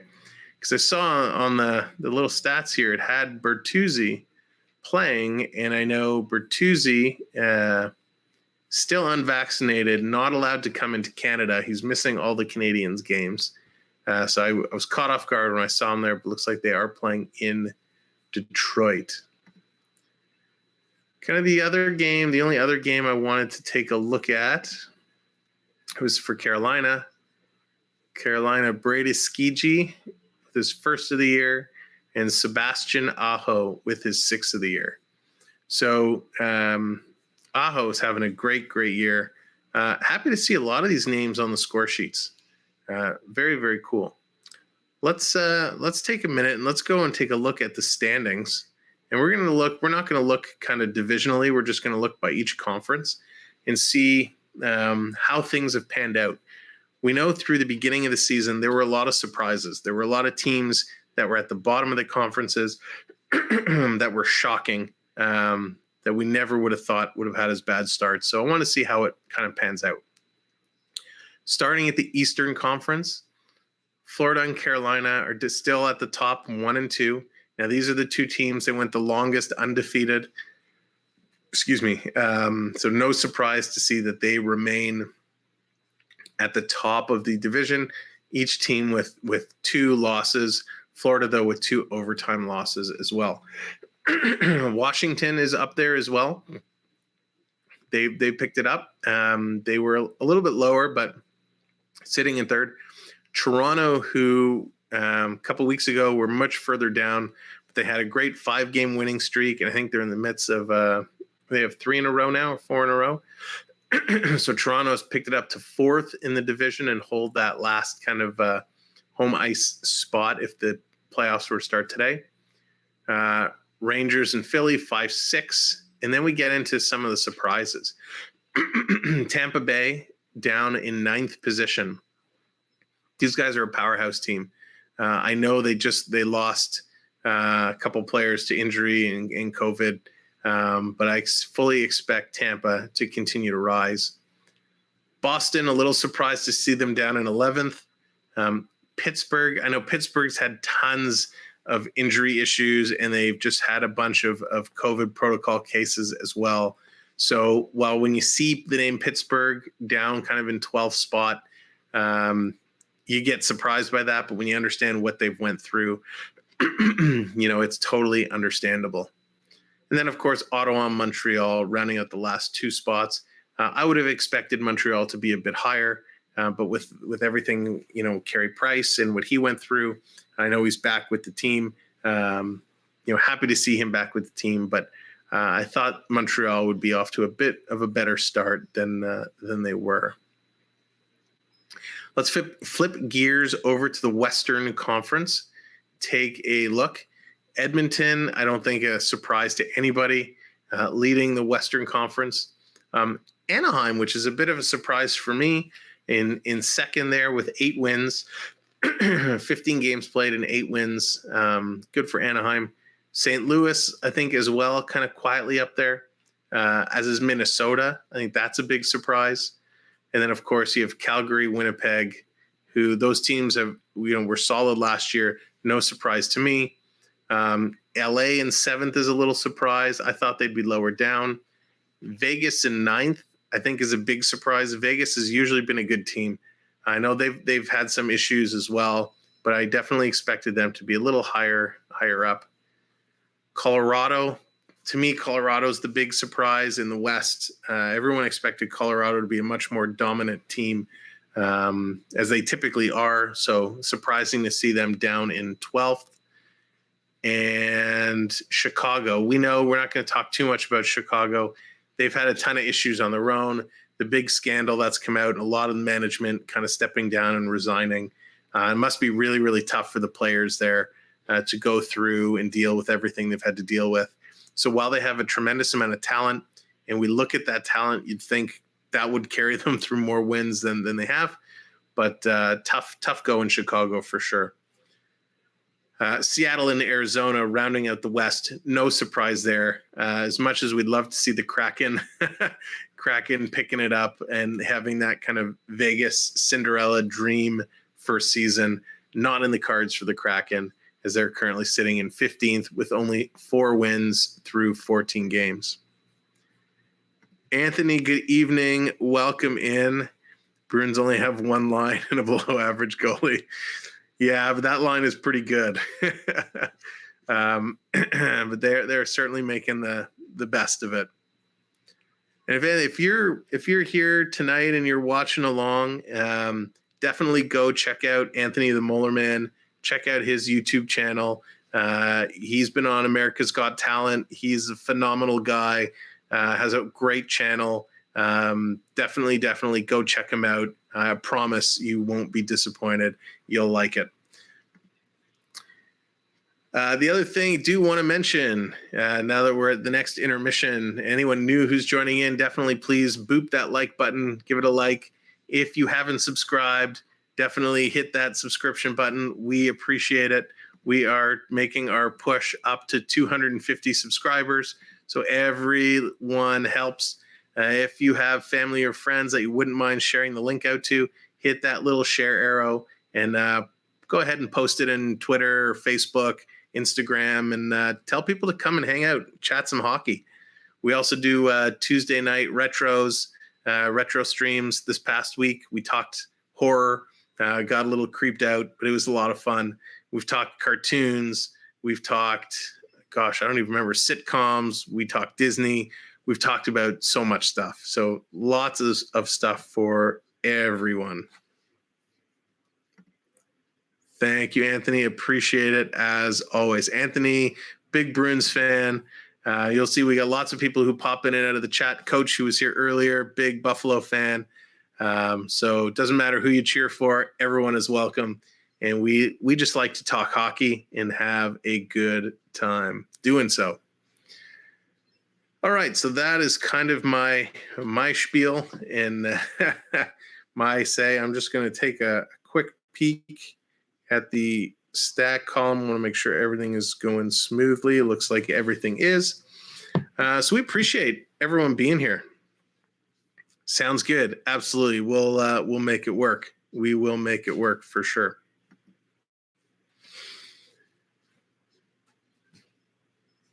So this weekend, we talked a little bit earlier about the Hockey Hall of Fame inductions, and we went through kind of the history of, the top goal scorers, point getters, assists. We know Gretzky was at the top of the board, but I did want to just spend another few minutes to talk about Jarome Iginla, because he was something else.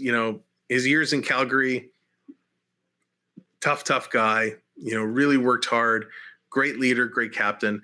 But what he really did in Team Canada was just amazing. He was, I don't want to call him Captain Canada, but he was unbelievable. He always showed up. He always worked hard.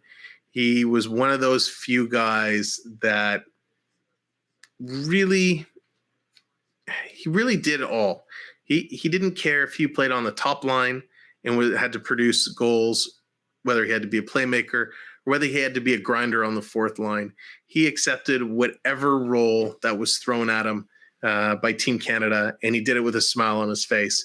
And not only is he such a great kind of ambassador of the game and player for Canada, but the charity work he does in the foundations and the hospital visits and everything, such a stand-up guy, and couldn't be happier to see Jarome Iginla go into the Hall of Fame.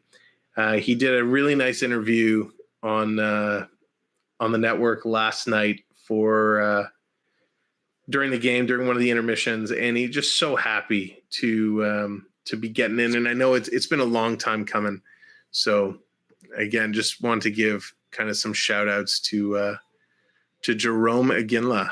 It's awesome. One of the guys you always love to be on the driveway or on the ice if you're just playing shinny with your friends, because he did it all, right? He'd score, he'd could pass the puck, and he'd muck it up in the corners.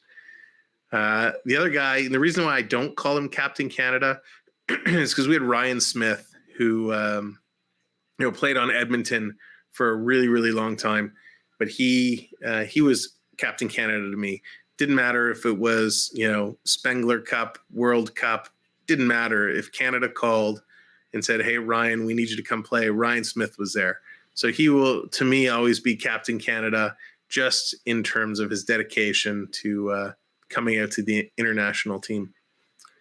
Now, Olympics are coming up in February, and I don't know how many players have been announced for any of the teams. Now, we know Austin Matthews was announced for the U.S., and let's just see if I can find really quickly if any other players have been announced, because there's a lot to choose from, right? Especially for Team Canada, there's a tremendous amount of skill and talent, and I want to see who is looking to be on Team Canada. So what it's looking like, here we go. The puck will drop, blah, blah, blah, blah, blah. So it doesn't look like they're actually naming a bunch of top players. It looks like they're only giving a top couple of players. So for Canada, it looks like announced Connor McDavid, Sidney Crosby, Alex Pietrangelo. U.S., Patrick Kane, Austin Matthews, Seth Jones, just a couple of top players for each team. Germany, Leon Draisaitl, Moritz Seider, and Philip Grubauer. It'll be really interesting to see if Canada and Germany play each other. You get Draisaitl against McDavid. That would be pretty cool. For the Group B, the Russian team, it's listed Kucherov, Ovechkin, and Vasilevsky.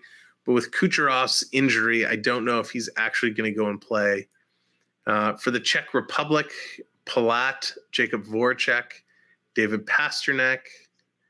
Switzerland, Nico Hischier, Timo Meyer, and Roman Josi. Switzerland could have a decent team with those guys. Same with Denmark. Denmark with Bjorkstrand, Ehlers, Alexander True. Finland with Alexander Barkov, Mikko Rantanen, and Sebastian Aho.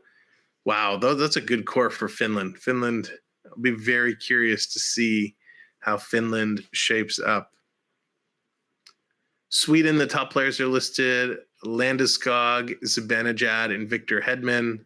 Slovakia, Andrei Sekeri, Ceranic from Tampa, and Jaroslav Halak. And then Latvia with Christian Rubens, Gergensons, and Balsers. So interesting. There's some good potential rosters that are going to shape up. Very interesting. I'd be curious to see how the rest of these teams play out. Because just looking at those top handful of players, that's pretty crazy. So I'm looking at another article here that's saying potential for line combinations. They could go with Hyman with McDavid and McKinnon. It'd be interesting if Zach Hyman makes Team Canada. I'd be really, really happy for him there. But put him in McDavid with McKinnon. Second line, potentially, Marchand with Crosby and Bergeron. Bergeron and Crosby have played a ton together. But that would be a great, great second line. Third line, Jonathan Huberdeau. Oh, it'd be awesome if Huberdeau gets picked for the team with Braden Point and Mark Stone. In fourth line, Ryan O'Reilly with Mark Scheifele and Matt Barzal. Put Steven Stamkos on the bubble. That would be interesting. I'm okay with those lines. I know the puck has dropped for the third period, but I just want to look at the defensemen quickly for Team Canada. Jacob Chychrun, Shea Theodore, Adam Pelech, Aaron Ekblad, Morgan Riley. And the goalies with Carey Price, Marc-Andre Fleury, and Carter Hart. I'm okay with those defensemen. The goalies, I don't know. We'll have to see. The game is back underway. Puck is dropped, and Leafs have it kind of pinned behind the Buffalo net, and they are forechecking hard. They got three Sabres and 2 Leafs behind the net, and the puck is going to squirt out to the corner. It comes right out in the slot. Quick shot by Engvall, but that's going to go wide, and that's going to come all the way around. Toronto's going to pick it up and look to cycle it back around. Brody trying to make something happen here. It's going to come in. Marner's going to carry it over the line, cycling it back behind the net. Tavares back out to Marner. Shoot that, Mitchell. Mitchell, you got to shoot the puck. Buffalo's going to carry it in. Quick shot. Nice move from Hull to kind of take out the Sabre, break into the net. Buffalo's going to dump it in deep. Hull's going to pick it up on the other side and look to clear it up. Richie's going to carry it in, drop it back for Marner. Marner's going to put it behind the net to Tavares. Tavares is going to have it picked away from Cozens. Cozens going to move it up. And here comes Buffalo. Buffalo breaking into Toronto zone. Historians going to lose the puck to Muzzin. Muzzin to Tavares. He's going to chip it out. And Buffalo's going to cycle back around. Syke is going to carry it up over the red line and dump it in. And Nylander is going to chip that right back out. So we're back to this dump and chase game. And that's actually going to go a little too far, and it's going to be called for icing. So Toronto's come a little flat-footed to start the period. Buffalo has been kind of all over them. They had an opportunity early, but they're not skating. They got to get their legs back under them, and they definitely need to shoot the puck more. Only 13 shots is not enough to win a hockey game comfortably, or at least have a good chance to win a hockey game. And that's going to come all the way down for another icing. So they're just going to turn it around and do it all over again. Got the Matthews line kind of trapped out here. Camera kind of panning through the Buffalo crowd, and it is quite empty there. So to the draw is to the left of Wool. Buffalo kind of won that, but Matthews fell on it. It got picked up, and it's going to be carried out, dumped in deep into Buffalo zone. Matthews is going to chase that behind the net. Cachet was trying to get it as well, but it's going to come back out. Matthews loses it at the center line. Picked off by Asplund. It's going to dump it back to the line. Miller's going to be breaking in, looking for someone to pass it to. Back to the point, back over to Thompson. Thompson, back to Thompson with another shot. He passed it to Asplund, who passed it back to Thompson, and that shot was deflected up and over the net into the mesh. Good puck movement between these two, Asplund and Thompson. What a great shot. Matthews just got his stick in the way to tip that up and over the net.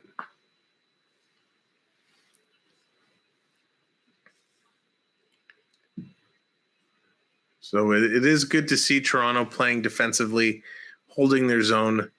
But here we go, another draw to the left of Wool. False start by Buffalo. They are going to trade out. Kempf is going to win that draw. It's going to come back to Dermott. Dermott's going to fire it up and down. Engvall's going to pick it up, and it's going to get called offside. I thought he kind of tipped that.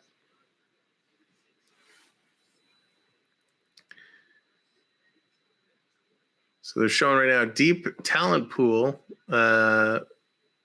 in Buffalo with Cozens, Quinn, a lot of good, first round, 8th round, 7th round. They've had a lot of high picks.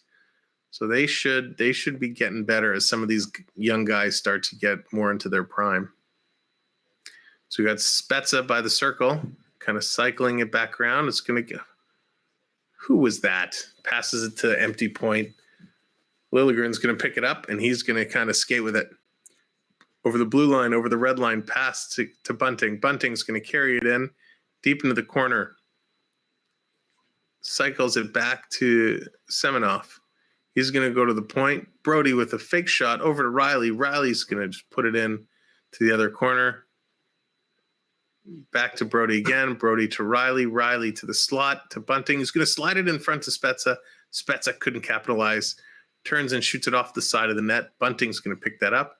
Back to Spezza. Spezza's going to shoot it towards the net, but that's not going to get through. Kempf is going to come in and pick it up. Back to Engvall. Engvall over the middle, and he's going to shoot. That looks like it deflected up. I thought that hit the mesh, but they keep on playing. Back to Riley. Riley puts it to the net wide. Comes back around to the point. Kempf. Leafs are changing on the fly. Kempf to Brody. Brody's cycling it around.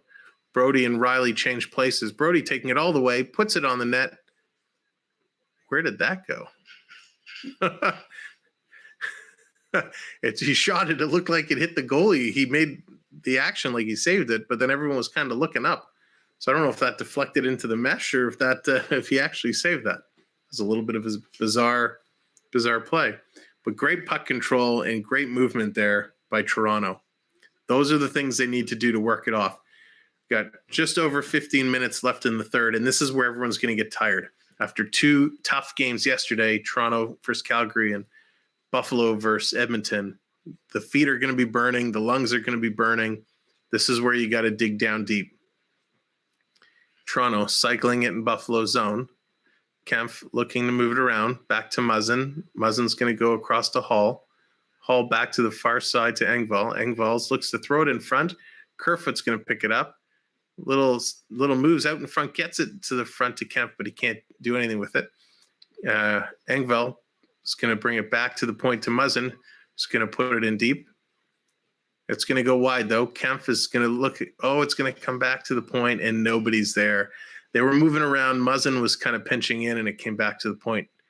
But Wall's going to push it up, and Kerfoot's going to take it in the zone. It's going to go around the far side. Tavares, kind of nice little move. To Marner in the slot with a shot.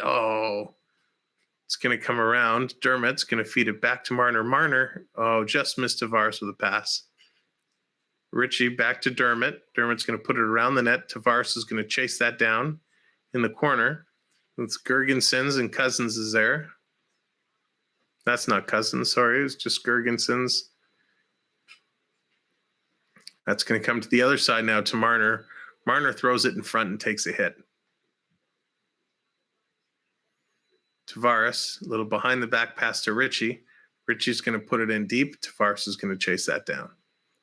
Tavares tries to dish it out, but that's going to be picked up by Miller. Miller's going to move up the puck. Big shot, over the net, and that's going to come around. Matthews is going to get that out to Nylander, but it's tipped up, and Buffalo's going to recover. They're going to turn and put it in deep in Toronto's zone. Both teams pressing really, really hard now. Riley's going to pick it up and look to reset. Buffalo has two men high trying to forecheck. Toronto's going to go for a stretch pass. They're going to miss that, and Dahlin's going to pick it up, cycle it behind the net, and slow it down a little bit. Here comes Buffalo, looking to move it up. Skinner is going to take it over the line, take it in deep, still has it. No one's pushing him off the puck at all. He's taking it all the way around the net. It's going to go across back to the other side to Dahlin. Dahlin's going to flip it around. Wall jumped, tried to glove it, but could not reach it. Buffalo is, just controlling the puck like crazy right now. Finally, Nylander intercepts the pass, puts it in. He's going to chase it down. The Leafs are going to get a fresh line on the ice. Stolen by Nylander behind the net. Big hit. He's avoided another hit. Nylander, what a great play. But here comes Buffalo. They're turning it around really, really quickly now. Shot and deflected up into the mesh, and that is a great sign. Give Toronto a chance to breathe. Really, really good end-to-end action as Buffalo was really getting in there. Miller and Cozens and Histerenza really playing hard, working the puck around. Great puck movement. Couldn't get a shot off. The things that were thrown to the net, Toronto was able to get in those lanes, block and chip the puck around. But really, really good action. On the Toronto side, they were able to get 3 shots off so far in this period, which I'm surprised. Not that I'm surprised Toronto got 3 shots off. I'm surprised Buffalo got 0 shots off with all that puck control that they've had. Face-offs are still sitting 60% to 41%. Well, that math doesn't add up, so it should be 60% to 40% for face-offs. Toronto block shots have jumped up to 9. However, a couple more giveaways. Toronto's up to 5 giveaways. But that's okay. Right now, both teams, they're feeling it. They're going to be working hard.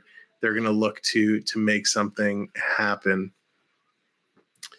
Shauna, hope you're having a great night. Appreciate you sticking around and playing the games.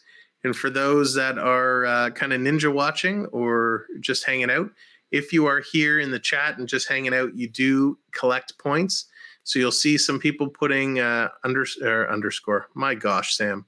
Exclamation mark points, and that'll tell you how many points you have.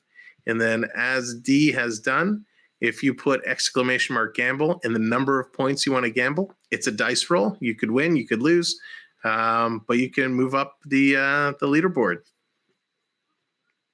And if we see, we haven't looked at the leaderboard in a while, so I'm just going to do exclamation mark top, and let's see let's see how the leaderboard is shaping up to be. Oh, Coaster Mom on top of the leaderboard overtakes AAU. Shauna's in fourth. Good work, guys. Miss Breezer's up there as well, and D climbing up. So some good movement on our leaderboard from the points. So back to the game. Commercial break is over. Here comes Toronto breaking out. Engvall across to Kerfoot, and that, oh yes, definitely penalty on the play. Hooking is going to be the call. Toronto is going to go to their very first power play of the game. That was a great scoring opportunity. Engvall, nice move. Couldn't get the pass right across to Kerfoot, but he was hooked, and there's going to be a power play. So let's see what happens. Is that Ristolainen? Ristolainen, I mean, he had no choice. He had to make that hook. Or that was, I don't want to say a sure goal because it's never a sure thing, but that would have been a tap in for Kerfoot. So here we go. To the left, Adele. Toronto wins that draw. But they're kind of bobbling it around. Buffalo's going to pick that up, and they're going to scoop that out and down the ice. Marner's going to pick it up for Toronto. Great forechecking for Buffalo. They are not giving Toronto an opportunity. They are all over them. Here comes Matthews. Matthews is going to settle it down a little bit, drop it back, and give Marner a chance to bring it in. Drops it to Tavares. Tavares tried to go to Matthews, but he took it in his feet. Riley is going to slide it across to Nylander. They're only going with 1D. Comes back to Matthews. Matthews back to Riley. Riley to Nylander. Nylander turns and shoots. Good save by Dell. Good puck movement for sure. Hello, Amanda. Good evening. Thank you for stopping in. Much appreciated, as always.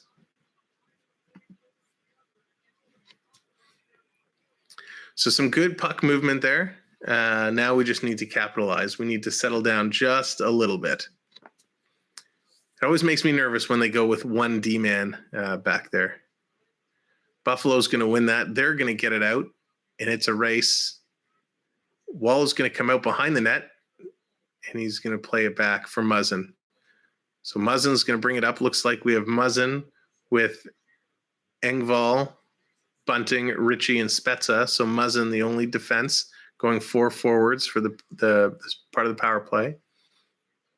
It's going to come across to Bunting. Bunting is going to go to Engvall. Engvall at the hash mark puts back to Muzzin.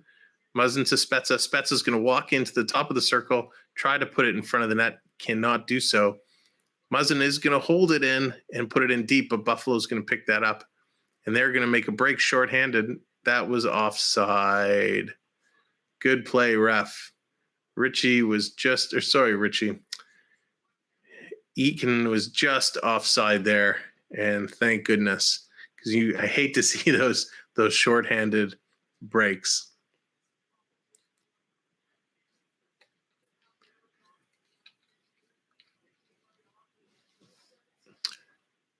So let's set up. Let's see what we can do. Come on, boys. We got 27 seconds left. Toronto's going to win that face-off. Riley's going to go up to Matthews, into the zone in a hurry. It's going to come back to Marner at the point. He's going to go across. Oh, now you're little Willie. You fanned on that, Nylander. Puts it across. Oh, and you missed another pass, Nylander. Now you're like extra small Willie. Oh, scores! Meow, meow, meow. Yeah, I can't make fun of little Willie because little Willie's misfortunes led to a Leafs goal as that puck slid by. It came back. Great play by Marner to kind of hold that puck, put it to Riley. Riley throws it to the net. Captain Johnny Toronto, John Tavares with the tip. Nice deflection. Tips it just under the arm. So that play was possible because Willie missed the pass. Marner was able to reach it, put it back to Riley, who throws it to the net. And that's John Tavares' 100th career goal as the Maple Leaf. Bravo, Johnny T. Bravo, 100 goals as the Leaf.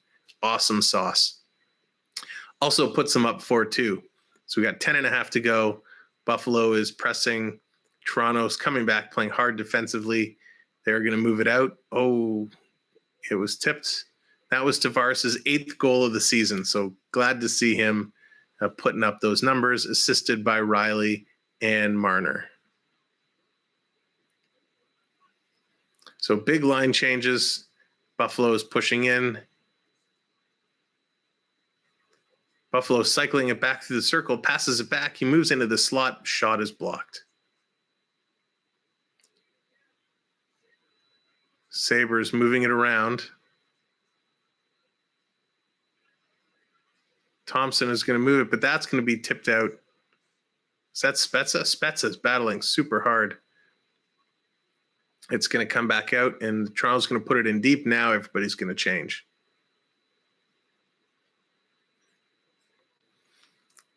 Buffalo starting to move up. Big pass to get it in deep. Asplund battling hard from his knees. Gets it in front. Oh, shoot. I almost swore. Jeff Skinner with a nice goal. And that was a nice play. That was not whoops, that's not Toronto goal. That's Sabres goal. Well, I got to take the Toronto one off. That was a nice play by Buffalo. Wall, no chance there. Puck went down. Dermott's battling. It comes out to Thompson. Thompson puts it across to Skinner. Skinner taps it in. Wall, no chance. That was just, he was there. Asplund to Thompson to Skinner. 1, 2, 3. Tic-tac-toe. What do you know? It's in the net. Ugh, Buffalo. So here we go. Toronto got that goal. Skinner is 2nd of the night, 5th of the year. From Thompson and Asplund. Those guys look so good together. So let's go, Toronto. Don't get sloppy now. Ritchie's going to put it in deep. They're going to pick that up around the net. Marner's going to look to put it in front in the slot, and it goes right through. Marner again. Marner with the shot. Oh, good save. Oh, it went over the boards. It almost dropped right back down in front. Buffalo's going to clear that. Muzzy's going to pick it up, and he's going to put it to Tavares. Tavares going to go back to Muzzin. Ooh, don't pass it in front of your own net. That's dangerous. Just Buffalo working hard in front. Wall is down, lost his stick. Wall's using Marner's stick. Marner has no stick. Big shot from the point. Shh.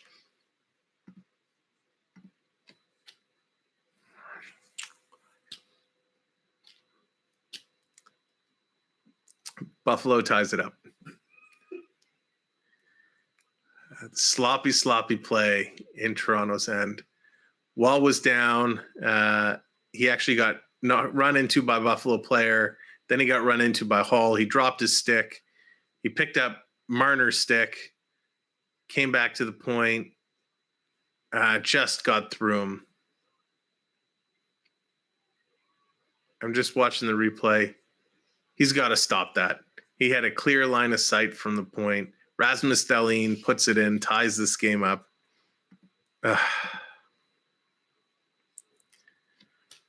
So here we go. 4-4, 8 minutes left in the third. Buffalo with a whole bunch of momentum right now.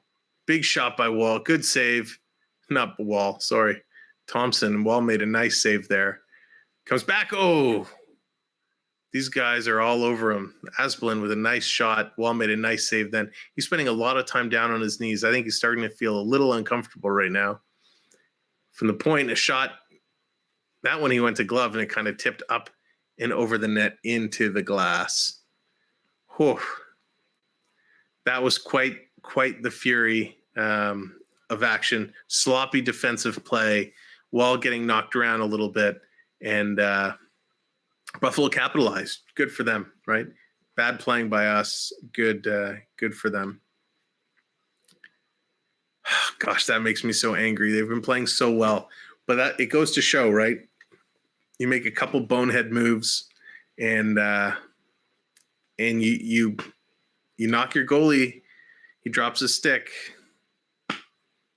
But that's when he should have had. It was a clear line of sight. Dahlin, from the blue line, the camera angle they showed, which was kind of the bench perspective, you could see right from Dahlin to the net. He was square to the shooter. He was in tight. He had his arms down, but it just on his blocker side, it just managed to squeeze under his arm and get through. But that's one he'll want back. But that's okay. That was a bad one for him. Dell had a bad one to start the game. So that's a wash now. No more excuses. Both goalies had let a bad goal in. The other ones Buffalo scored have been really, really nice. So Wally's still playing a good game, but you got to stop that. Got to stop that. Well, I hope you guys are enjoying so far. This game, I'll be honest, it's a lot closer than I expected it to be. Not that I expected it to be a cakewalk, but I expected Toronto to kind of run away with us a little bit. Buffalo's hanging in there. They are playing strong, and it's all been done by their top line players of Jeff Skinner and Tage Thompson and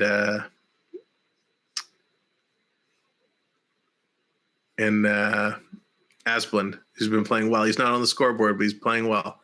And Dahlin. Of course, they're getting a lot of support from Okposo and Skinner. Okposo. So here we go, to the right of Wall. Let's finish strong. 7.5 to play. It's a tie game. Buffalo's still leading in shots, 25-18. Toronto wins the draw. Riley's going to bring it around to Kerfoot. Kerfoot's going to move it up the ice. Long pass for Kempf. Kempf's going to get there, and he's going to tip it in deep. Engvall's going to join to assist. 2-on-2 battle along the boards.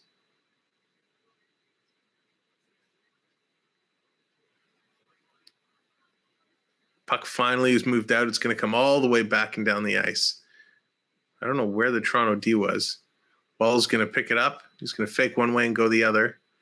And here goes Toronto. Tavares is going to step over the red line, over the blue line, and put it in deep. He's going to chase it down. Buffalo is going to pick it up, though, and they're going to be behind the net. They're going to set to move it up. And here they come on the attack. Toronto forechecking hard, too high. Stopped at the line by Muzzin. Muzzin's going to turn around. A long pass tipped in. Nick Ritchie's going to chase that down. Oh, that was a risky play there, Hall. Hall's a weird play to keep it in. He kind of fell, but Muzzin bailed him out. Toronto just puts it right back in behind the net. Marner's going to forecheck now. It's going to be tipped out. Nice play by Hall to step around and keep it in. And Buffalo's just going to dump that one back out. Marner could not pick it up in the corner. Holy moly, that's going to be icing against the Sabres. 6:16 left to go in the third period. Tied at 4s. Wow, is the pressure building. And these teams, again, have both playing games last night. They're tired. They're breathing hard. Coach does not look happy. Draws to the right of Dell. Toronto's going to win it, but Buffalo's going to come away with it. 2-on-2. Buffalo's going to dump it in deep. Dermott's going to take him in the corner. And Matthews is going to pick it up. And he come away with it. He's going to put it into Kempf. Kempf is going to skate it in. And he's going to put it deep. Matthews cycles it around the net to Nylander. Nylander lets it go by to Dermott. Dermott's going to put it into the corner to Nylander, back to Matthews, but it's in his feet. He's battling hard. It's going to squirt out and come to Kempf. Cannot get it back to Matthews. Nylander tries to keep it in, but Buffalo picks it up, and they're going to move it out. Pesic's going to come in, cycle around Toronto's net, and they both go down, Leaf and Sabre. No penalty called. Here comes Buffalo, though, creeping out of the corner. He ends up going around the net, looking for a man to pass it to. Back to the point to Hag. Hag dumps it in net. Good save by Wall. Rebound. Oh, Buffalo just put it over the net. They had a chance to go ahead. Hag puts it across the other side. Back to Hag. Hag's going to step in. Wire one from the point. Good save by Hall. By Wool, I should say, not Hall. He was squeezing his arms real tight there to keep that one out. Great puck movement by Buffalo. Really, really solid. Nice shot. Good wood he got there. But Wall closed the door and kept things squeezed tight. Wow. This pressure is mounting. They're showing, I think that's Wall's parents in the crowd. And his mom kind of has her hands on her head. That was tough. tough play. They got to keep it up. They got to do what they have to do. It's 4-4. You're getting to that crunch time where really it's 5 minutes left in the period. It's pretty much next goal wins. You want to be on the winning side of that goal. So you got to, as a player, you have to take this commercial break now. You got to have a quick rinse of water. Just rinse your mouth out. Stay hydrated. Set your mind at ease. Get set to go, because this last few minutes, you got to empty the tank. You got to put it all on the line, and you got to get out there and really work hard. Hey, Eleanor. Good evening. Thank you so much for coming in and saying hello. I hope all is going well. It's been one crazy hockey game this evening. And while it's at commercial break, not that it's hockey related, I know yesterday was Disney Plus Day. So if you're watching and you're a Disney Plus subscriber, there's a whole bunch of new stuff that was just announced and released. Bunch of new Marvel movies they announced, Marvel TV shows that are coming out to Disney Plus, some new Pixar stuff that's coming out. The new Olaf kind of storytelling shorts are out. So lots of good stuff on Disney Plus. So big shout out to the Disney team for a good Disney Plus Day and a lot of new content coming our way. So we're just getting back from commercial break. They're showing the last couple goals. Face off to the left of wall. Toronto won, and they're going to chip that around the boards, and it's going to come out, and that's going to go all the way for icing, but Engvall's going to beat out the icing. Knock into Dell. Dell's going to lose his stick. Toronto's going to forecheck hard, but they turn it over. Hag is going to cycle it back around. Buffalo's going to chip it out, and here we go again. The Skinner's going to move it around the net. It poses there, and here comes Kerfoot. Kerfoot's going to carry it out, dump it across to Riley, who's up in the play. He's going to chip it to the front of the net. The goalie's just going to easily steer that aside to the corner.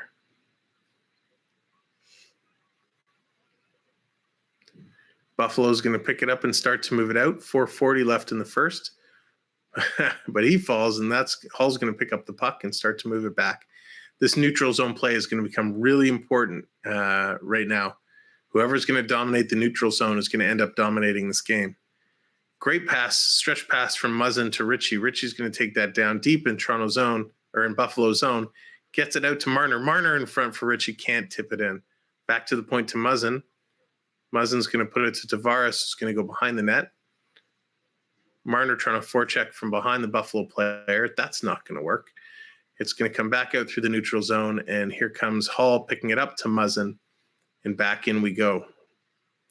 Buffalo's going to move it back through the neutral zone into Toronto zone, and Toronto's going to try it again as they do a line change. Whoop, almost dropped the puck there. But it's going to go in deep. Oh, that's interference. But Bunting's going to put it out front. Oh, Matthews, what an opportunity. But Matthews and Cachet collide, and it gets dumped out. Riley's going to pick it up and puts it back in. Bunting to Matthews. Matthews in front. Shot. Good save, Dell. Buffalo's going to turn and go, but just out of the reach of Buffalo, it rolled off the stick. Brody's going to pick it up, and it's going to find its way out of the Leaf zone on Cash's stick and down behind Buffalo's net. For Kerfoot, it's going to bring it into the corner. Look to battling it out with Buffalo. Buffalo's going to steal it, though, and they're going to move it away. Stolen back from Toronto. Toronto's going to change. Stretch pass to Kerfoot. Kerfoot has Matthews breaking, but goes back to Riley. Riley with a shot. Matthews with a deflection. Dell, I don't know how we kept that out of the net. Wow.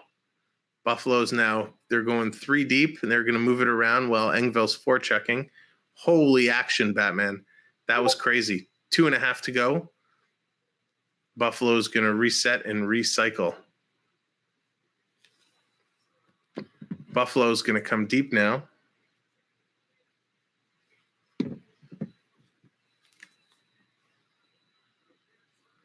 It's going to get flipped out. Engvall's going to touch it, and I think that's going to be called offside. That was insane. That was totally crazy. What an opportunity.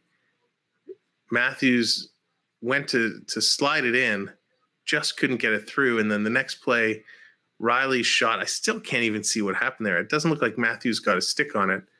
But we're down 2 minutes in the third, 4-4. Shots 27-23 Buffalo. Tavares is going to win that draw. Marner cycling it around, and he's going to dump it in deep. Oh, it comes in front. Marner stole it. Dell's in position, though. Was able to recover and make the save. Good stop by Dell on a little weak backhand by Marner. Oh, boy. Oh, boy, oh, boy, oh, boy. Toronto is they're doing just what we talked about. They're emptying the tank. They're leaving it all on the line. 1:47 left. Now you're in that next goal wins category for sure.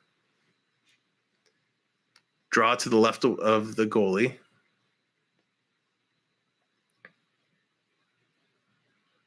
Bit of a scramble draw. Tavares was slew-footed, and Buffalo's going to dump that out. Riley's going to turn and just put it up, but Buffalo's going to grab it in the neutral zone. They're going to carry it in.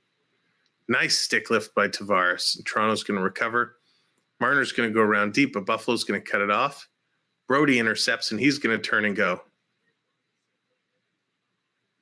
And it's going to be dumped in around the net. Oh, big hit by Richie on Hag. Over to Matthews. Matthews in the slot, but no one there. Thompson's going to pick it up. Dan, I wish I could, my friend. I wish I could, but unfortunately, I don't have the rights to do so. And it would get pulled pretty quick. But thanks for coming in and hanging with us. Appreciate it. 50 seconds to go. Bunting's going to throw it around the net, but Buffalo's going to cut off Matthews. It's going to squeeze out. Muzzin's going to pick it up, flip it over to Bunting. Bunting throws it to the net. It's there. Oh, could not capitalize. Kasha could not capitalize. Buffalo's going to chip that out. Muzzin's going to win that race and pick it up. Toronto's making a little bit of a change, and they're going to put it in deep. Here comes Engvall racing it hard, but Buffalo's going to win that battle, and they're going to cycle it around. Stolen, though, but back to the point. Riley with the shot, scores! Yeah, Morgan Riley. Morgan Riley. What a shot from the point with 11.8 seconds left. Morgan Riley puts a shot from the point and puts it in. Unbelievable.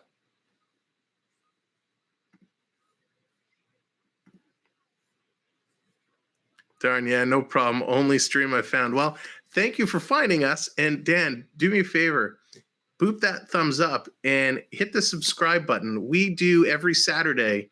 We do this. We go live Saturday nights. Although next Saturday versus Pittsburgh, we're not.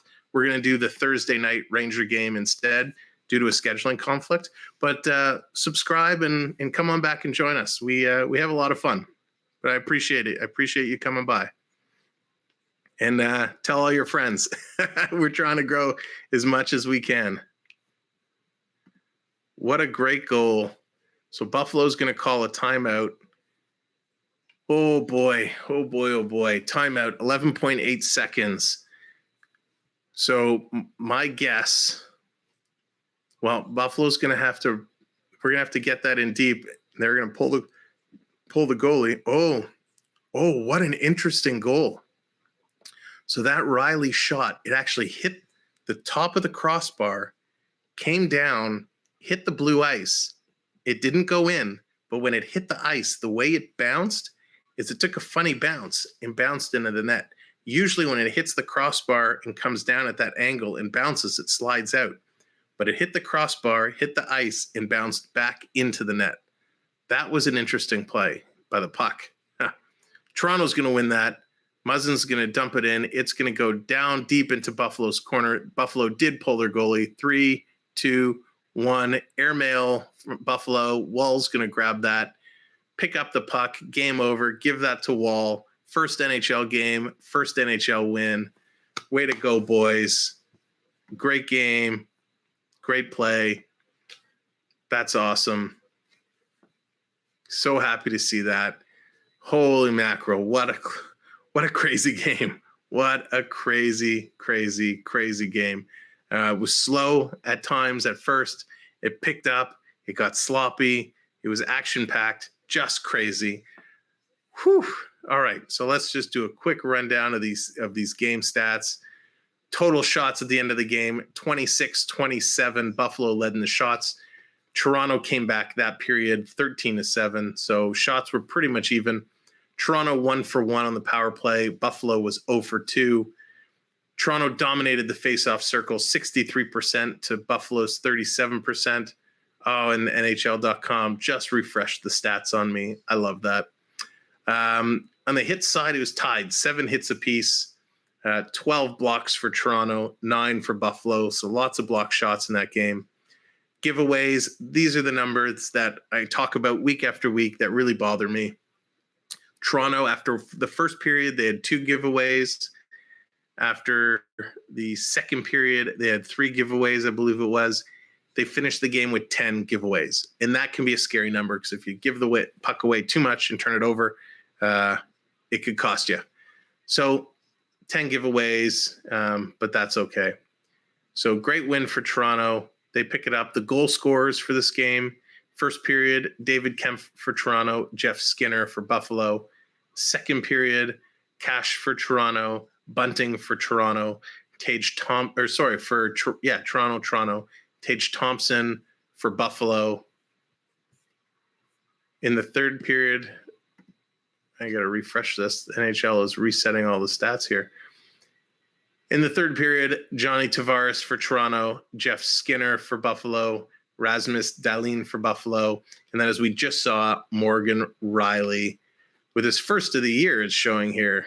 I thought Rielly had scored previously. But his first of the year, and it's a game-winning goal. So great job by the boys in blue. When we look really quickly across the Editown scoreboard, the Winnipeg Jets come back and win 3-2 over the LA Kings. Montreal and Detroit is tied up at 2s in the third. Florida and Tampa tied at 2s in the third. St. Louis, Carolina tied at 2s in the third. Wow, lots of tie games. Nashville with a 3-0 lead over Arizona. Dallas with a 3-1 lead over Philadelphia. Colorado with a 2-1 lead in the first over San Jose. And the other games that have already finished up, Ottawa ended up winning 6-3 over Pittsburgh. They were up 4-0, so Pittsburgh did come back with 3 goals. The Rangers ended up winning 5-3. And that kind of does it for our games so far. So with that said, really appreciate everybody coming here and hanging out with us. We had a great evening. We had a lot of fun. Great hockey game. Cross-border rivals, Toronto and Buffalo. Toronto pulling it out. For us, streaming schedule, as I mentioned, we will not have our regularly scheduled retro stream this week on Tuesday. But the following week, we are going to be back Tuesday nights at 8 o'clock with Let's Go Retro. If you're new to the channel, definitely click on the retro playlist and check out some of our other episodes. They're a lot of fun, and we have a great time doing them. They're about an hour or so each. We will not be back here next Saturday for the Pittsburgh game. We will be doing the Thursday night Ranger game, so look to see that scheduled instead. And with that, thank you so much for tuning in. If you haven't already, hit the like button. If you haven't already, hit the subscriber button. We'd really appreciate it. And don't forget that notification bell. And if you've liked what you've seen here tonight, or you've enjoyed some of our other videos on the channel, do hit that share button and share the channel out on your social media, Facebook, Instagram, Twitter, Snapchat, anything you may have. We'd really appreciate it. So from all of us here at Samuel B12, thanks for watching. Thanks for hanging out. We'll see you guys on Thursday as the Leafs take on the Rangers. Have a great evening, and we'll see you real soon. Take care, everybody.